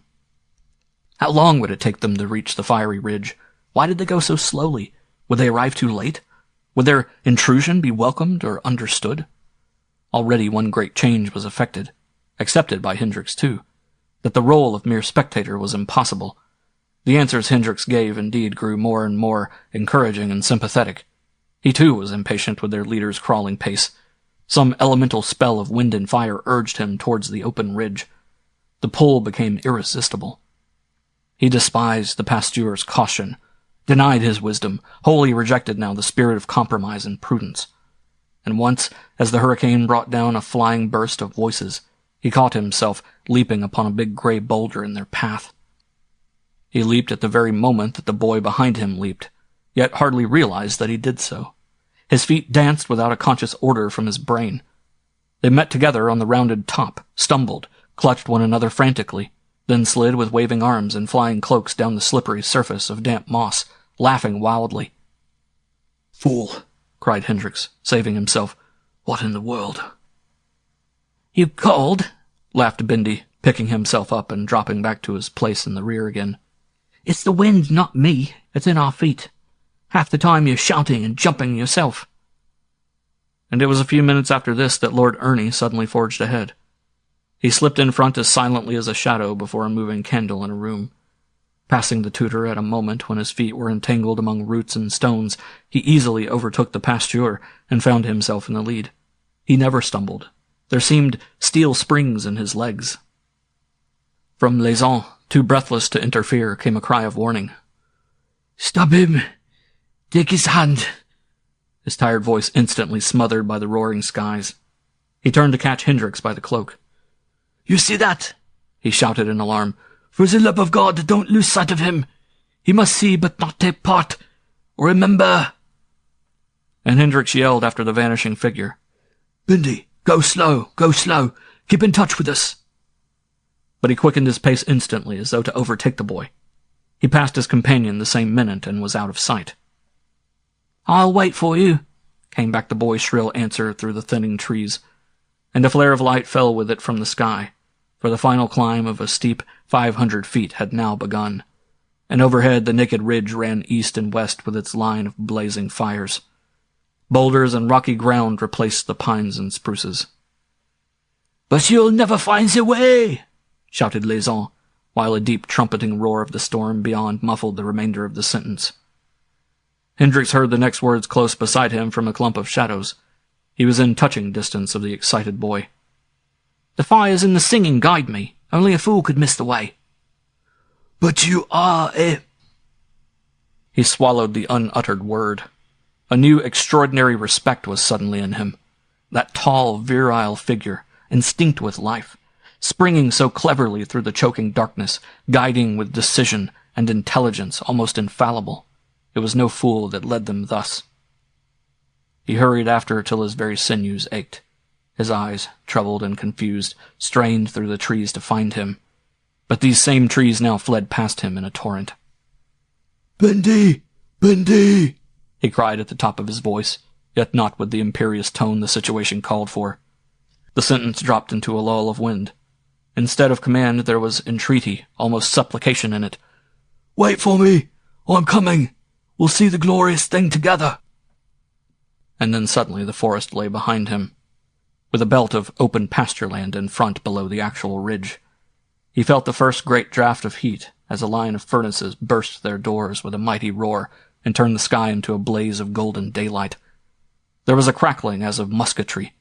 The flare shot up and burned the air about him, and the voices of a multitude as yet invisible drove through it like projectiles on the wind. This was the first impression, wholesale and terrific, that met him as he paused an instant on the edge of the sheltering forest and looked forward.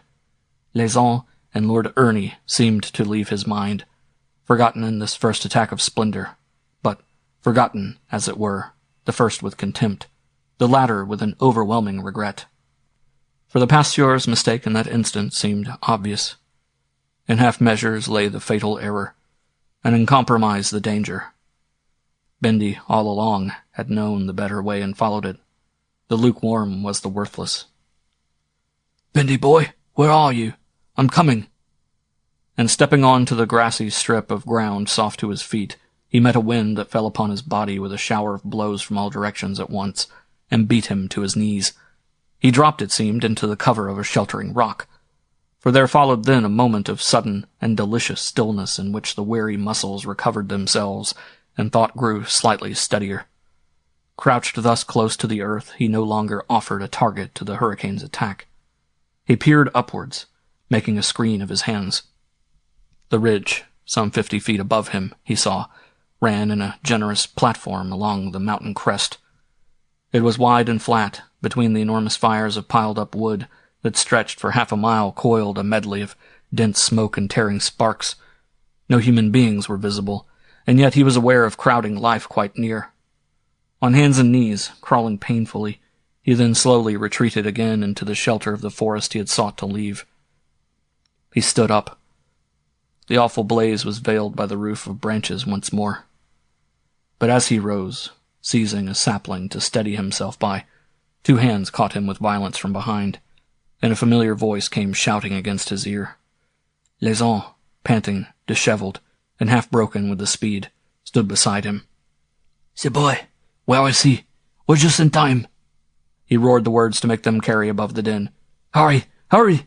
I follow, my older legs. See for the love of God that he is not taken. I warned you." And for a second, as he heard, Hendrix caught at the vanished sense of responsibility again. He saw the face of the old Marquess watching him among the tree trunks. He heard his voice, amazed, reproachful, furious. "It was criminal of you. Criminal." "Where is the boy? Your boy?" Again broke in the shout of the pasteur with a slap of hurricane, as he staggered against the tutor, half collapsing and trying to point the direction.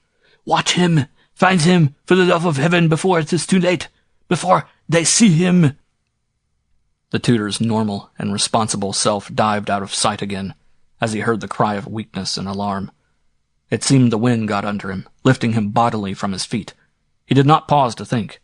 Like a man midway in a whirling prize fight, he felt dazed but confident, only conscious of one thing, that he must hold out to the end, take part in all the splendid fighting, win. The lust of the arena, the pride of youth and battle, the impetuous recklessness of the charge and primitive war caught at his heart, brimming it with headlong courage. To play the game for all it might be worth seemed shouted everywhere about him, as the abandon of wind and fire rushed through him like a storm. He felt lifted above all possibility of little failure.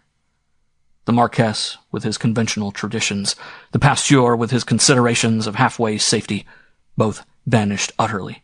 Safety, indeed, both for himself and for the boy in his charge, lay in unconditional surrender. This was no time for little thought-out actions. It was all or nothing. "God bless the whirlwind and the fire!" he shouted, opening wide his arms. But his voice was inaudible amid the uproar, and the forward movement of his body remained at first only in the brain. He turned to push the old man aside, even to strike him down if necessary. "Lukewarm yourself, and a coward!" rose in his throat, yet found no utterance, for in that moment a tall, slim figure, swift as a shadow, steady as a hawk, shot hard across the open space between the forest and the ridge. In the direction of the blazing platform it disappeared against a curtain of thick smoke, emerged for 1 second in a storm of light, then vanished finally behind a ruin of loose rocks. And Hendrix, his eyes wounded by heat and wind, his muscles paralyzed, understood that the boy deliberately invited capture. The multitude that hid behind the smoke and fire, feeding the blazing heaps with eager hands, had become aware of him, and presently would appear to claim him. They would take him to themselves. Already answering flares ran east and west along the desolate ridge. "I'll join you! I'm coming! Wait for me!" he tried to cry. The uproar smothered it. Chapter 8. And this uproar, he now perceived, was composed entirely of wind and fire. Here on the roof of the hills beneath a starry sky, these two great elements expressed their nature with unhampered freedom. For there was neither rain to modify the one, nor solid obstacle to check the other. Their voices merged in a single sound, the hollow boom of wind and the deep resounding clap of flame.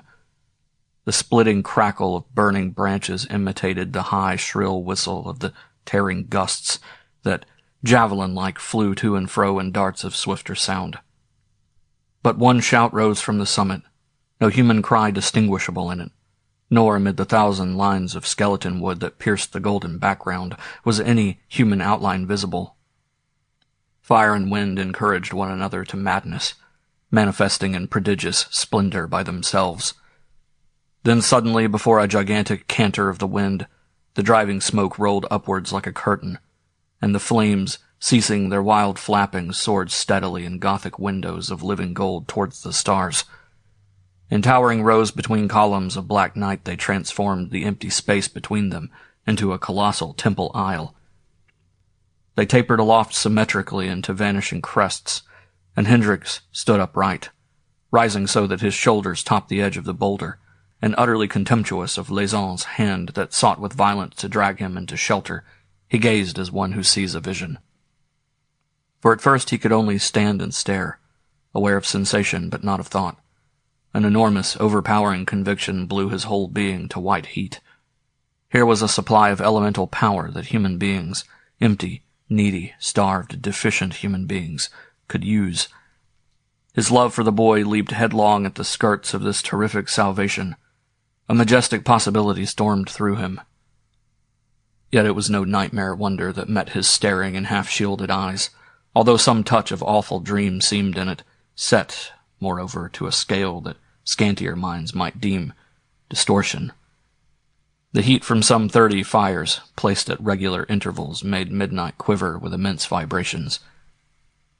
Of varying yet calculated size, these towering heaps emitted notes of measured and alternating depth, until the roar along the entire line produced a definite scale almost of melody, the near ones shrilly singing, those more distant booming with mountainous pedal notes.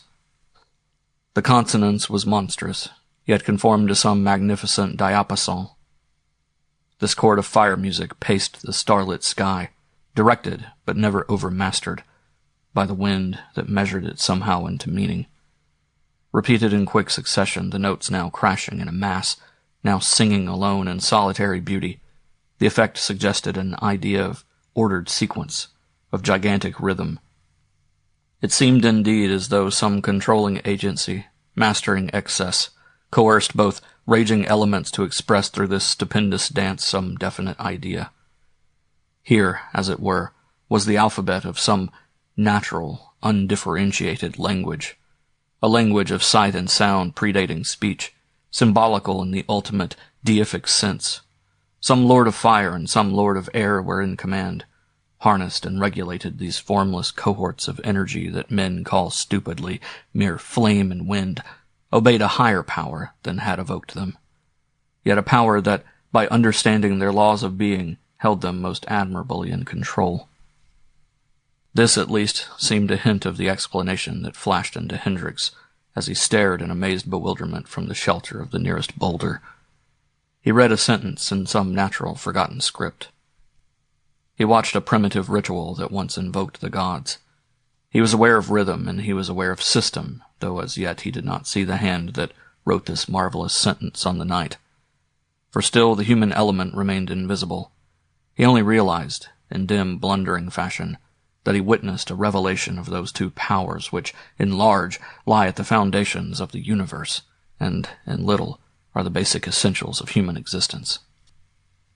The powers behind heat and air. Fragments of that talk with Laison stammered back across his mind like letters in some stupendous word he dared not reconstruct entire. He shuddered and grew wise. Realms of forgotten being opened their doors before his dazzled sight. Vision fluttered into far-piercing vistas of ancient wonder, haunting and half-remembered, then lost its way in blindness that was pain. For a moment it seemed he was aware of majestic presences behind the turmoil, shadowy but mighty, charged with a vague potentiality as of immense algebraical formulae, symbolical and beyond full comprehension, yet willing and able to be used for practical results. He felt the elements as nerves of a living universe. Yet thinking was not really in him anywhere. Feeling was all he knew. The world he moved in, as the script he read, belonged to conditions too utterly remote for reason to recover a single clue to their intelligible reconstruction. Glory, clean and strong as a primitive star worship, passed between what he saw and all that he had ever known before. The curtain of conventional belief was rent in twain. The terrific thing was true.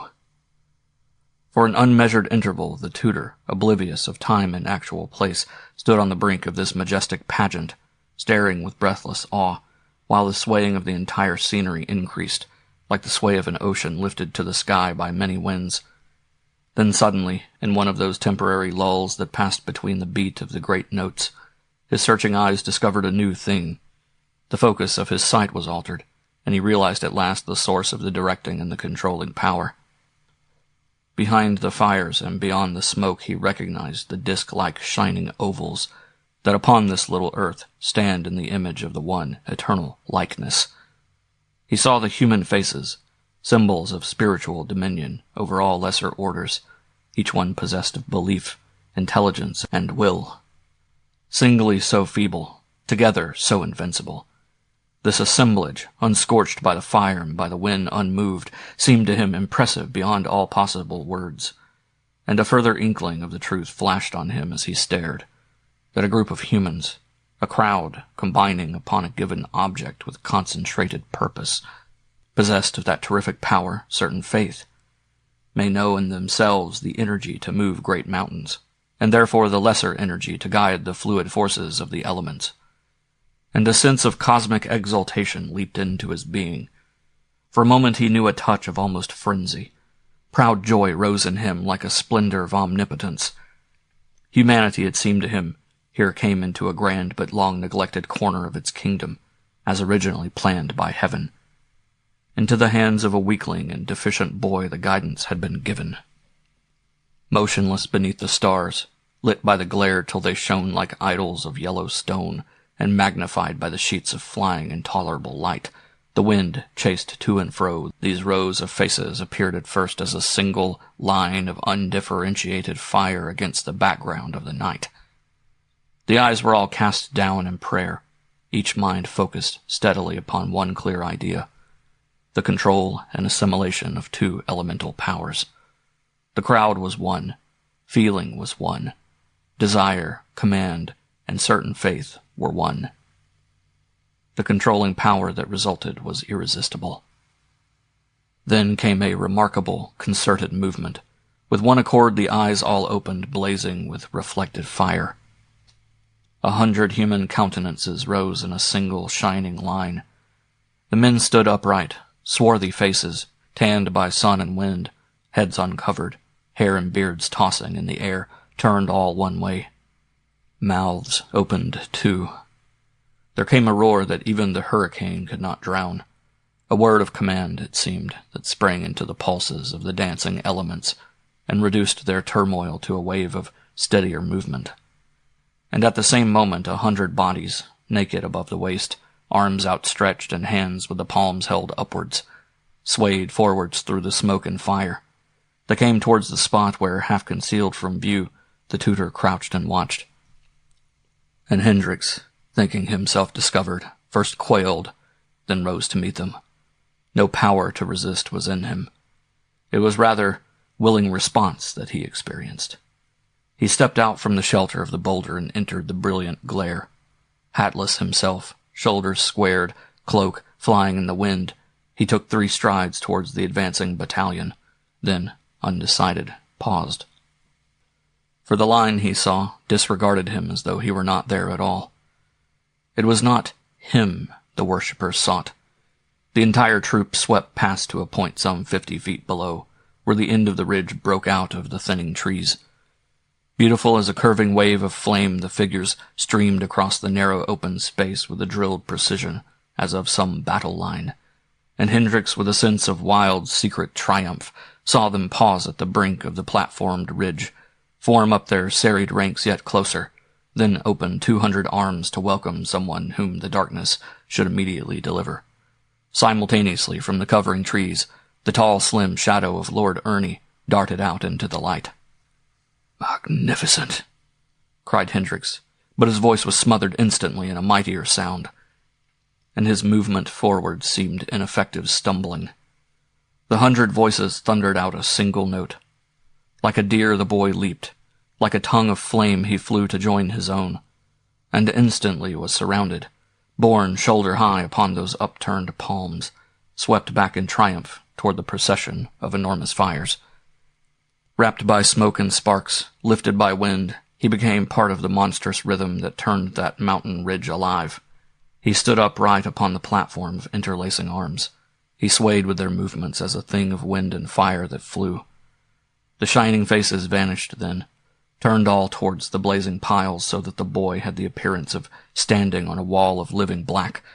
His outline was visible a moment against the sky, firelight between his wide-stretched legs, streaming from his hair and horizontal arms, issuing almost, as it seemed, from his very body. The next second he leaped to the ground, ran forward, appallingly close, between 2 heaped-up fires, flung both hands heavenwards, and knelt. And Hendrix, sympathetically following the boy's performance as though his own mind and body took part in it, experienced then a singular result. It seemed the heart in him began to roar.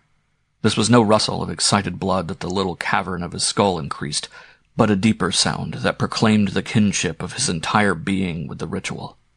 His own nature had begun to answer. From that moment he perceived the spectacle, not with the senses of sight and hearing separately, but with his entire body, synthetically. He became a part of this assembly that was itself one single instrument, a cosmic sounding board for the rhythmical expression of impersonal nature powers. Les uns, he dimly realized, fixed in his churchy tenets, remained outside, apart, and compromising. Hendrix accepted and went with.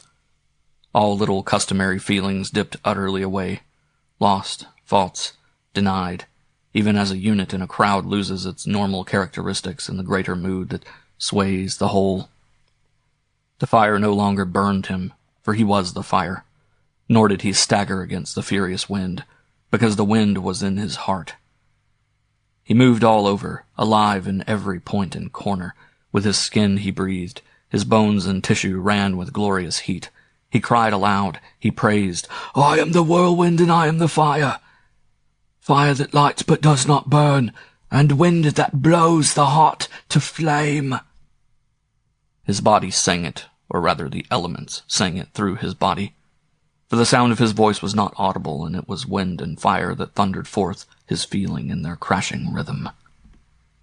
Chapter 9.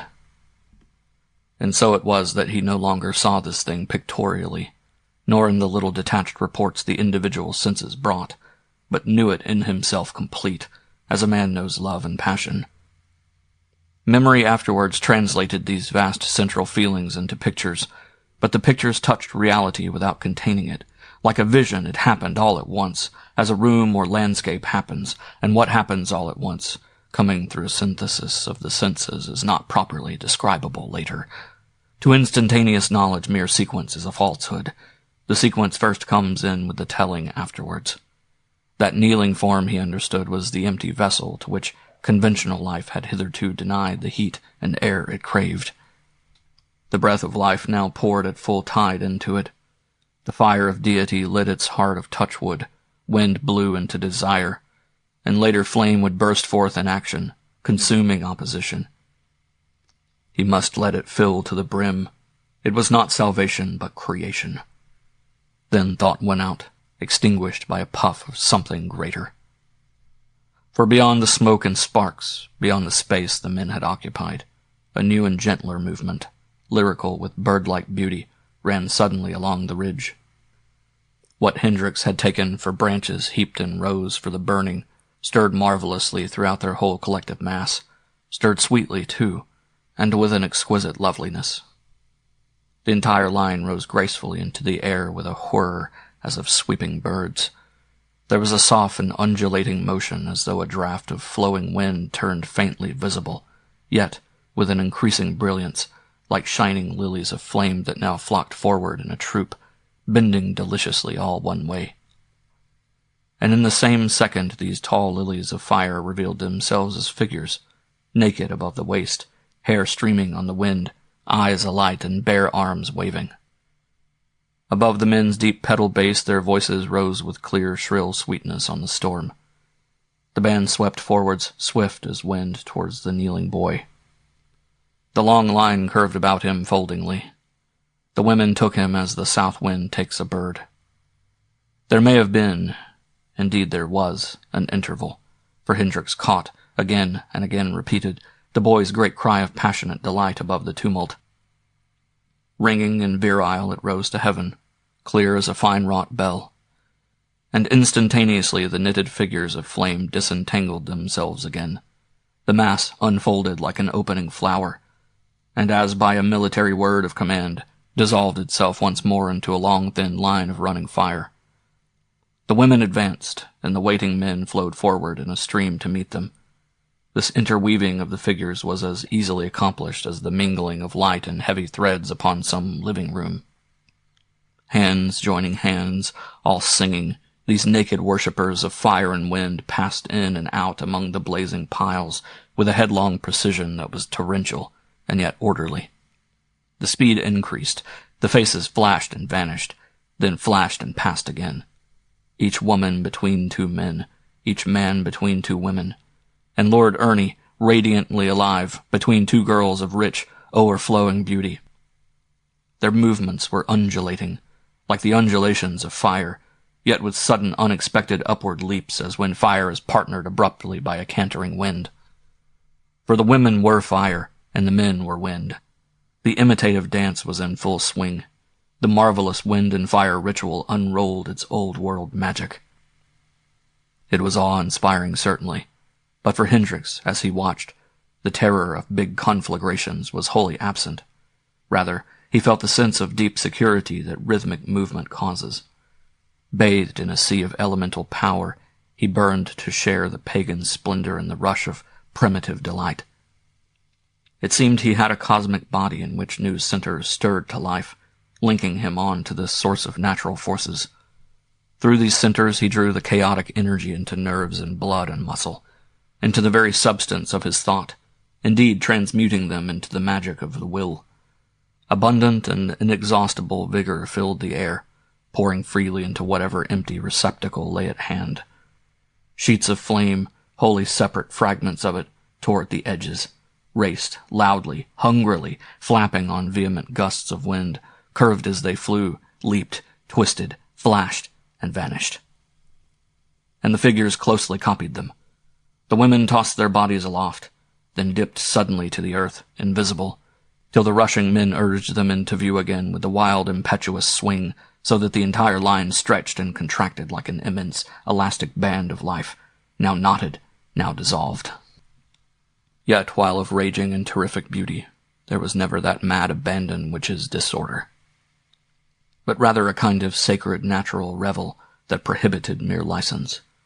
There was even a singular austerity in it that betrayed a definite ritual, and not mere reckless pageantry. No walls could possibly have contained it. In cathedral, temple, or measured space, however grand, it could only have seemed exaggerated and apostate. Here, beneath the open sky, it was beautiful and true. For overhead, the stars burned clear and steady, the constellations watching it from their immovable towers, a representation of their own leisured and hierarchic dance in swifter miniature. And indeed this relationship it bore to a universal rhythm was the key, it seemed, to its deep significance. For the close imitation of natural movements seduced the colossal powers of fire and wind to swell human emotions till they became mold and vessel for this elemental manifestation in men and women. Golden yellow in the blaze, the limbs of the women flashed and passed, their hair flew dark a moment across gleaming breasts, and their waving arms tossed in ever-shifting patterns through the driving smoke. The fires boiled and roared, scattering torrents of showering sparks like stars, and amid it all, the slim white shoulders of the boy, his clothes torn from him, his eyes ablaze, and his lips opened to the singing as though he had known it always, drove to and fro on the crest of the ritual like some flying figure of wind and fire incarnate. All of which instantaneously, yet in sequence, Hendrix witnessed, painted upon the wild night sky. A volcanic energy poured through him, too. He knew a golden enthusiasm of immeasurable strength, of unconquerable hope, of irresistible delight. Wind set his feet to dancing, and fire swept across his face without a trace of burning. Nature was part of him. He had stepped inside. No obstacle existed that could withstand for a single second the torrential energy that fired his heart and blood. There was lightning in his veins. He could sweep aside life's difficult barriers with the ease of a tornado, and shake the rubbish of doubt and care from the years with earthquake shocks. Empires he could mold and play with nations, drive men and women before him like a flock of sheep, shatter convention, and dislocate the machinery time had foisted upon natural energies. He knew in himself the omnipotence of the lesser elemental deities. Yet, as sympathetic observer, he can but have felt a tithe of what Lord Ernie felt. "We are the whirlwind and we are the fire," he cried aloud with the rushing worshippers. "We are unconquerable and immense. We destroy the lukewarm and absorb the weak, for we can make evil into good by bending it all one way." The roar swept thunderingly past him, catching at his voice and body. He felt himself snatched forward by the wind. The fire licked sweetly at him. It was the final abandonment. He plunged recklessly towards the surge of dancers. Chapter 10. What stopped him he did not know. Some hard and steely thing pricked sharply into him. An opposing power, fierce as a sword, stabbed at his heart. And he heard a little sound quite close beside him, a sound that pierced the babel, reaching his consciousness as from far away. "Keep still. Cling tight to this old rock. Hold yourself in or else they'll have you too." It was as if some insect scratched within his ear. His arm, that same instant, was violently seized. He came down with a crash. He had been half in the air. He had been dancing. "Turn your eyes away, away! Take hold of this big tree." The voice cried furiously, but with a petty human passion in it that marred the world. There was an intolerable revulsion in him as he heard it. He felt himself dragged forcibly backwards. He lost his balance, stumbling among loose stones. "Loose me! Let me go!" he shouted, struggling like a wild animal, yet vainly against the inflexible grip that held him. "I am one with the fire that lights but does not burn. I am the wind that blows the worlds along. Damnation take you, let me free!" Confusion caught him, smothering speech and blinding sight. He fell backwards away from the heat and wind. He was furious, but furious with he knew not whom or what. The interference had destroyed the rhythm, broken it into fragments. Violent impulses clashed through him without the will to choose or guide them, for power had deserted him and flowed elsewhere. He stood no longer in the stream of energy. He was emptied, and at first he could not tell whether his instinct was to return himself, to rescue his precious boy, or to crush the interfering object out of existence with what was left to him of raging anger. He turned, stood up, and flung the pasture aside with violence. He raised his feet to stamp and kill, when a phrase with meaning darted suddenly across his wild confusion, and recalled him to some fragment of truer responsibility in life. "There'll be only violence in him. Reckless violence instead of strength. Destructive. Save him before it is too late." "It is too late," he roared in answer. "What devil hinders me?" But his roar was feeble, and his ironed boots refused the stamping. Power slipped wholly out of him. The rhythm poured past, instead of through him. Interference had destroyed the circuit. More glimmerings of responsibility came back.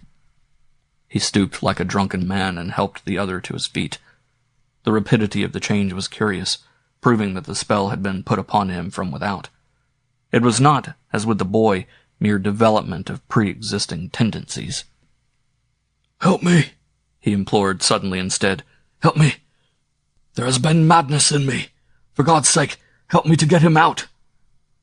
It seemed the face of the old Marquess, stern and terrible, broke an instant through the smoky air, black with reproach and anger.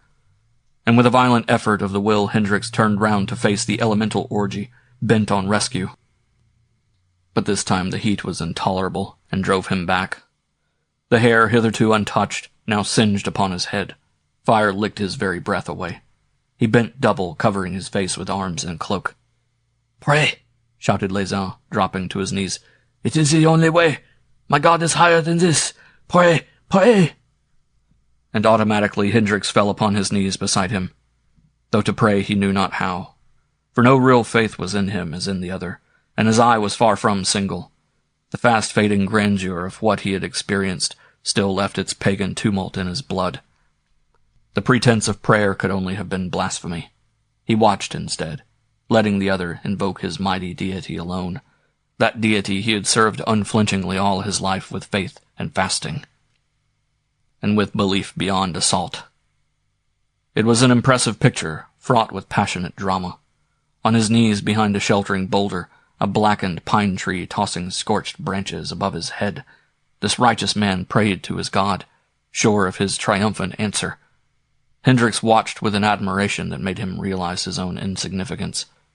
The eyes were closed, the leonine big head set firm upon the diminutive body, the face now lit by flame, now veiled by smoke. The strong hands clasped together and upraised. He envied him. He recognized, too, that the elements themselves, with all their chaos of might and terror, were after all but servants of the vastness which dips the butterflies in color and puts down upon the breasts of little robins. And because the pasteur's life had been always prayer in action, his little human will invoked the will of greatness, merged with it, used it, and directed it steadily against the commotion of these unleashed elements. Certain of himself and of his God, the pasteur never doubted. His prayer set instantly in action those forces which balance suns and keep the stars afloat. Thus trembling with terror that made him wholly ineffective, Hendrix watched, and, as he watched, became aware of the amazing change. For it seemed as if a stream of power, steady and in opposition to the tumult, now poured audaciously against the elemental rhythm, altering its direction, modifying gradually its stupendous impetus. There were pauses in the huge vibrations. They wavered, broke, and fled. They knew confusion, as when the prow of a steel-nosed vessel drives against the tide. The tide is vaster, but the steel is different. The whole sky shivered as this new entering force, so small, so soft, yet of such incalculable energy, began at once its overmastering effect. Signs of violence or rout or of anything disordered had no part in it. Excess before it slipped into willing harness. There was light that sponged away all glare, as when morning sunshine cleans a forest of its shadows. Some little whispering power sang marvelously as of old across the desolate big mountains. "Peace, be still," turning the monstrous turbulence into obedient sweetness. And upon his face and hands Hendrix felt faint, delicate touches of some refreshing softness that he could not understand. Yet not instantly was this harmony restored. At first there was the stress of vehement opposition. The night of wind and fire drove roaring through the sky. There were bursts of triumphant tumult, but convulsion in them and no true steadiness as before. The human figures hitherto had danced with that fluid appearance which belongs to fire, and with that instantaneous rush which is of wind, the men increasing the women, and the women answering with joy, limbs and faces had melted into each other till the circular ritual looked like a glowing wheel of flame rotating audibly. But slowly now the speed of the wheel decreased. The single utterance was marred by the crying of many voices, all at different pitch, discordant, inharmonious, dismayed. The fires somehow dwindled. There came pauses in the wind, and Hendrix became aware of a curious hissing noise, as more and more of these odd soft touches found his face and hands. Here and there, he saw, a figure stumbled, fell, then gathered itself clumsily together again with a frightened shout, breaking violently out of the circle. More and more these figures blundered and dropped out, and although they returned again so that the dance apparently increased, these were but moments in the final violence of the dispersing hurricane. The rejected ones dashed back wildly into the wrong places. Men and women no longer stood alternate, but in groups together, falsely related. The entire movement was dislocated. The ceremony grew rapidly incoherent. Meaning forsook it. The composite instrument that had transmuted the elemental forces into human emotional storage was imperfect, broken, out of tune. The disarray turned rout. And then it was, while Les continued without ceasing his burning and successful prayer, that his companion, conscious of returning harmony, rose to his feet, aware suddenly that he could also help. A portion of the powers he had absorbed still worked in him, but in a new direction. He felt confident and unafraid. He did not stumble. With unerring tread he advanced towards the lessening fires, feeling as he did so the cold, soft touches multiply with a rush upon his skin. From all sides they came by hundreds, like messengers of help. "Ernest!" he cried aloud, and his voice, though little raised, carried resonantly above the dying turmoil. "Ernest! Come back to us! Your father calls you!" And from 80 faces hurrying in confusion through the smoke, one paused and turned. It stood apart, hovering as though in air, while the mob of disordered figures rushed in a body along the ridge, plunging like frightened cattle below the farther edge, then vanishing into thick darkness. They left behind them this one solitary face. A final dying flame licked out at it. A rush of smoke drove past to hide it. There was a high, wild scream, and the figure shot forward with a headlong leap, and fell with a crash at Hendrix's feet. Lord Ernie, blackened by smoke and scorched by fire, lay safe outside the danger zone. And Hendrix knelt beside him. Remorse and shame made him powerless to do more as he pulled the torn clothing over the neck and chest, and heard his own heart begging for forgiveness. He realized his own weakness and faithlessness. A great temptation had found him wanting. It was owing to Les that the rescue was complete. The pasteur was instantly by his side. "Saved as by water," he cried as he folded his cloak about the prostrate body, and then raised the head and shoulders. "Saved by his ministers of rain, for his miracles are love, and work throughout natural laws." He made a sign to Hendrix. Carrying the boy between them, they scrambled down the slope into the shelter of the trees below. The cold, soft touches were then explained. The joran had dropped as suddenly as it rose, and the torrential rain that invariably follows now poured in rivers from the sky. Water, drenching the fires and patting the savage wind, had stopped the dancers midway in their frenzied ritual. It was the element they dreaded, for it was hostile. Rain soused the mountain ridge, extinguishing the last embers of the numerous fires. It rushed in rivulets between their feet. The heated earth gave out a hissing steam, and the only sound in the spaces where wind and fire had boomed and thundered a little while before was now the splash of water and the drip of quenching drops. In the cover of the sheltering trees the body stirred, lifted its head, and sat up slowly. The eyes opened. "I'm cold. I'm frightened," whispered a shivering voice. "Where am I?" Only the pelt and thud of the rain sounded behind the quavering words. "Where are the others? Have I been away? Hendrix, Mr. Hendrix, is that you?" He stared about him, his face now a mere luminous disk in the thick darkness. No breath of wind was loose.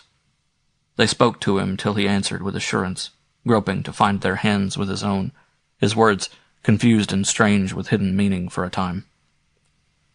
"I'm all right now," he kept repeating. "I know exactly. It was one of my big dreams. I suppose I fell asleep, and the rain woke me.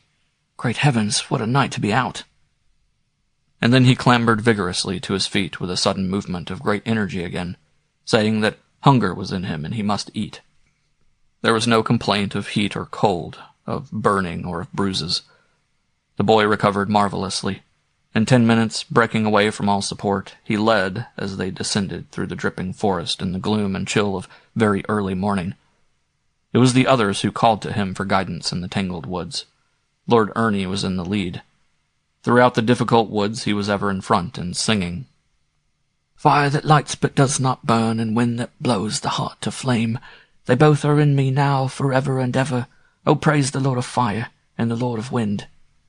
And this voice, now near, now distant, sounding through the dripping forest on their homeward journey, was an experience weird and unforgettable for those other two.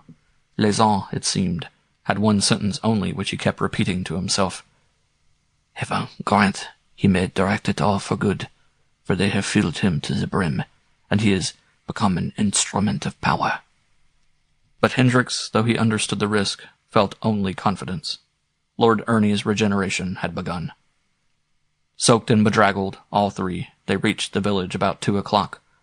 The boy, utterly unmanageable, said an emphatic no to spirits, soup, or medical appliances.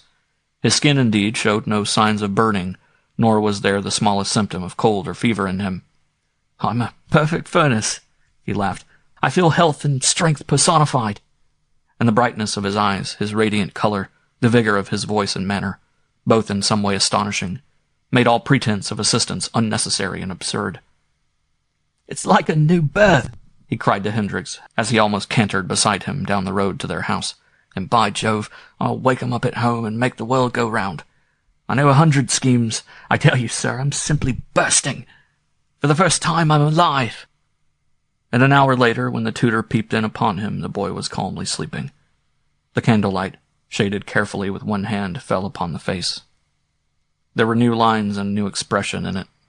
Will and purpose showed in the stern set of the lips and jaw. It was the face of a man, and of a man one would not lightly trifle with. Purpose, will, and power were established on their thrones. To such a man the entire world might one day bow the head. "If only it will last," thought Hendrix, as shaken, bewildered, and more than a little awed, he tiptoed out of the room again and went to bed. But through his dreams, sheeted in flame and veiled in angry smoke, the face of the old Marquess glowered upon him from a heavy sky above ancestral towers. Chapter 11. From the obituary notices of the 9th Marquess of Oakham, the following selections have their interest. He succeeded to his father, then in the cabinet as Minister for Foreign Affairs at the age of 21. His career was brief but singular, the early magnificence of the younger Pitt offering a standard of comparison, though by no means a parallel, to a short record of astonishing achievement. His effect upon the world, first as Chief of the Government Labor Department and subsequently as Home Secretary and Minister of War, is described as shattering, even cataclysmic. His public life lasted 5 years. He died at the age of 29. His personality was revolutionary and overwhelming. For, judging by these extracts, he was a Napoleonic figure whose personal influence combined the impetus of Mirabeau and the dominance of Alexander. His authority held an incalculable element, precisely described as uncanny. His spirit was puissant, elemental, his activity irresistible. Yet according to another journal, he was properly speaking neither intellectual, astute, nor diplomatic, and possessed as little subtlety as might be expected of a miner whose psychology was called upon to explain the Trinity. In no sense was he statesman, and even less strategist. Yet his name swept Europe, changed the map of the Nearer East, its mere whisper among the chancelleries, convulsing men's councils with its influence almost menacing. His enthusiasm appears to have been amazing. Some stupendous and untiring energy drove through him, paralyzing attack and rendering the bitterest and most skillful opposition nugatory. His hand was imperious, upsetting with a touch the chessboard set by the most able statecraft, and his voice was heard with a kind of reverence in every capital. The brevity of his astonishing career called for universal comment, as did the hypnotizing effect of his singular ascendancy. In 5 short years of power he achieved his sway. He rushed upon the world, he shook it, he retired, as one journal picturesquely phrased it. The manner of his ending, moreover, a stroke of lightning, seemed in keeping with his life. There was neither lingering delay nor warning. Of distinguished stock, noble, yet ordinary enough in all but name, his power is unexplained by heredity. His family furnished no approach to greatness, as history supplied no parallel to his dynamic intensity. Nor, we are informed, among his near of kin does any inherit his volcanic energy. The world, however, was apparently well relieved of his tumultuous presence, for his influence was generally surveyed as destructive rather than constructive. He was unmarried, and the title went to a nephew. The cheaper journals abounded, of course, in details of his personal and private life that were freely copied into the foreign press, and supply curious material for the student of human nature and the psychologist. The amazing revelations no doubt were picturesquely exaggerated, yet the substratum of truth in them all was generally admitted. No contradictions at any rate appeared. They read like the story of some primitive, wild giant let loose upon the world. primitive because his specific brain power was admittedly of no high order, wild because he was in favor of fierce, spontaneous action, and his mere presence on occasions could stir a nation, not alone a crowd, to vehement, terrific methods. His energy seemed inexhaustible, his fire inextinguishable. Legends were rife, even before he died, among the peasantry of his Scotch estates, that he was in league with the devil. His habit of keeping enormous fires in his private rooms, fires that burned day and night from January to December, and in open hearths widened to thrice their natural size, stimulated the growth of this particular myth among those of his personal environment. All manner of stories raged, but it was his strange custom out of doors that provided the diabolical suggestion, for, behind a specially walled-in space on an open ridge, denuded of pines in a distant part of the estate, a series of gigantic heaps of wood, all ready to ignite, were, it was said, kept in a state of constant preparedness. And on stormy nights, especially when winds were high, and invariably at the period of the equinoctial tempests, his lordship would himself light these tremendous bonfires, and spend the nocturnal hours in their blazing presence, communing, the stories variously relate, with the witches at their Sabbath, or with hordes of fire spirits who emerged from the bottomless pit in order to feed his soul with their unquenchable supplies. From these nightly orgies, it seems clear at any rate, he returned at dawn with a splendor of energy that no one could resist, and with a mien whose grandeur invited worship rather than inspired alarm. His biography, it was further stated, would be written by Sir John Hendrix, who began life as private secretary to his father, the 8th Marquess, but whose rapid rise to position was due to his intimate association as trusted friend and adviser to the subject of these obituary notices. The biography, however, had not appeared within 5 years of Lord Oakham's sudden death, and curiosity is only further stimulated by the suggested whisper that it never will, and never can, appear.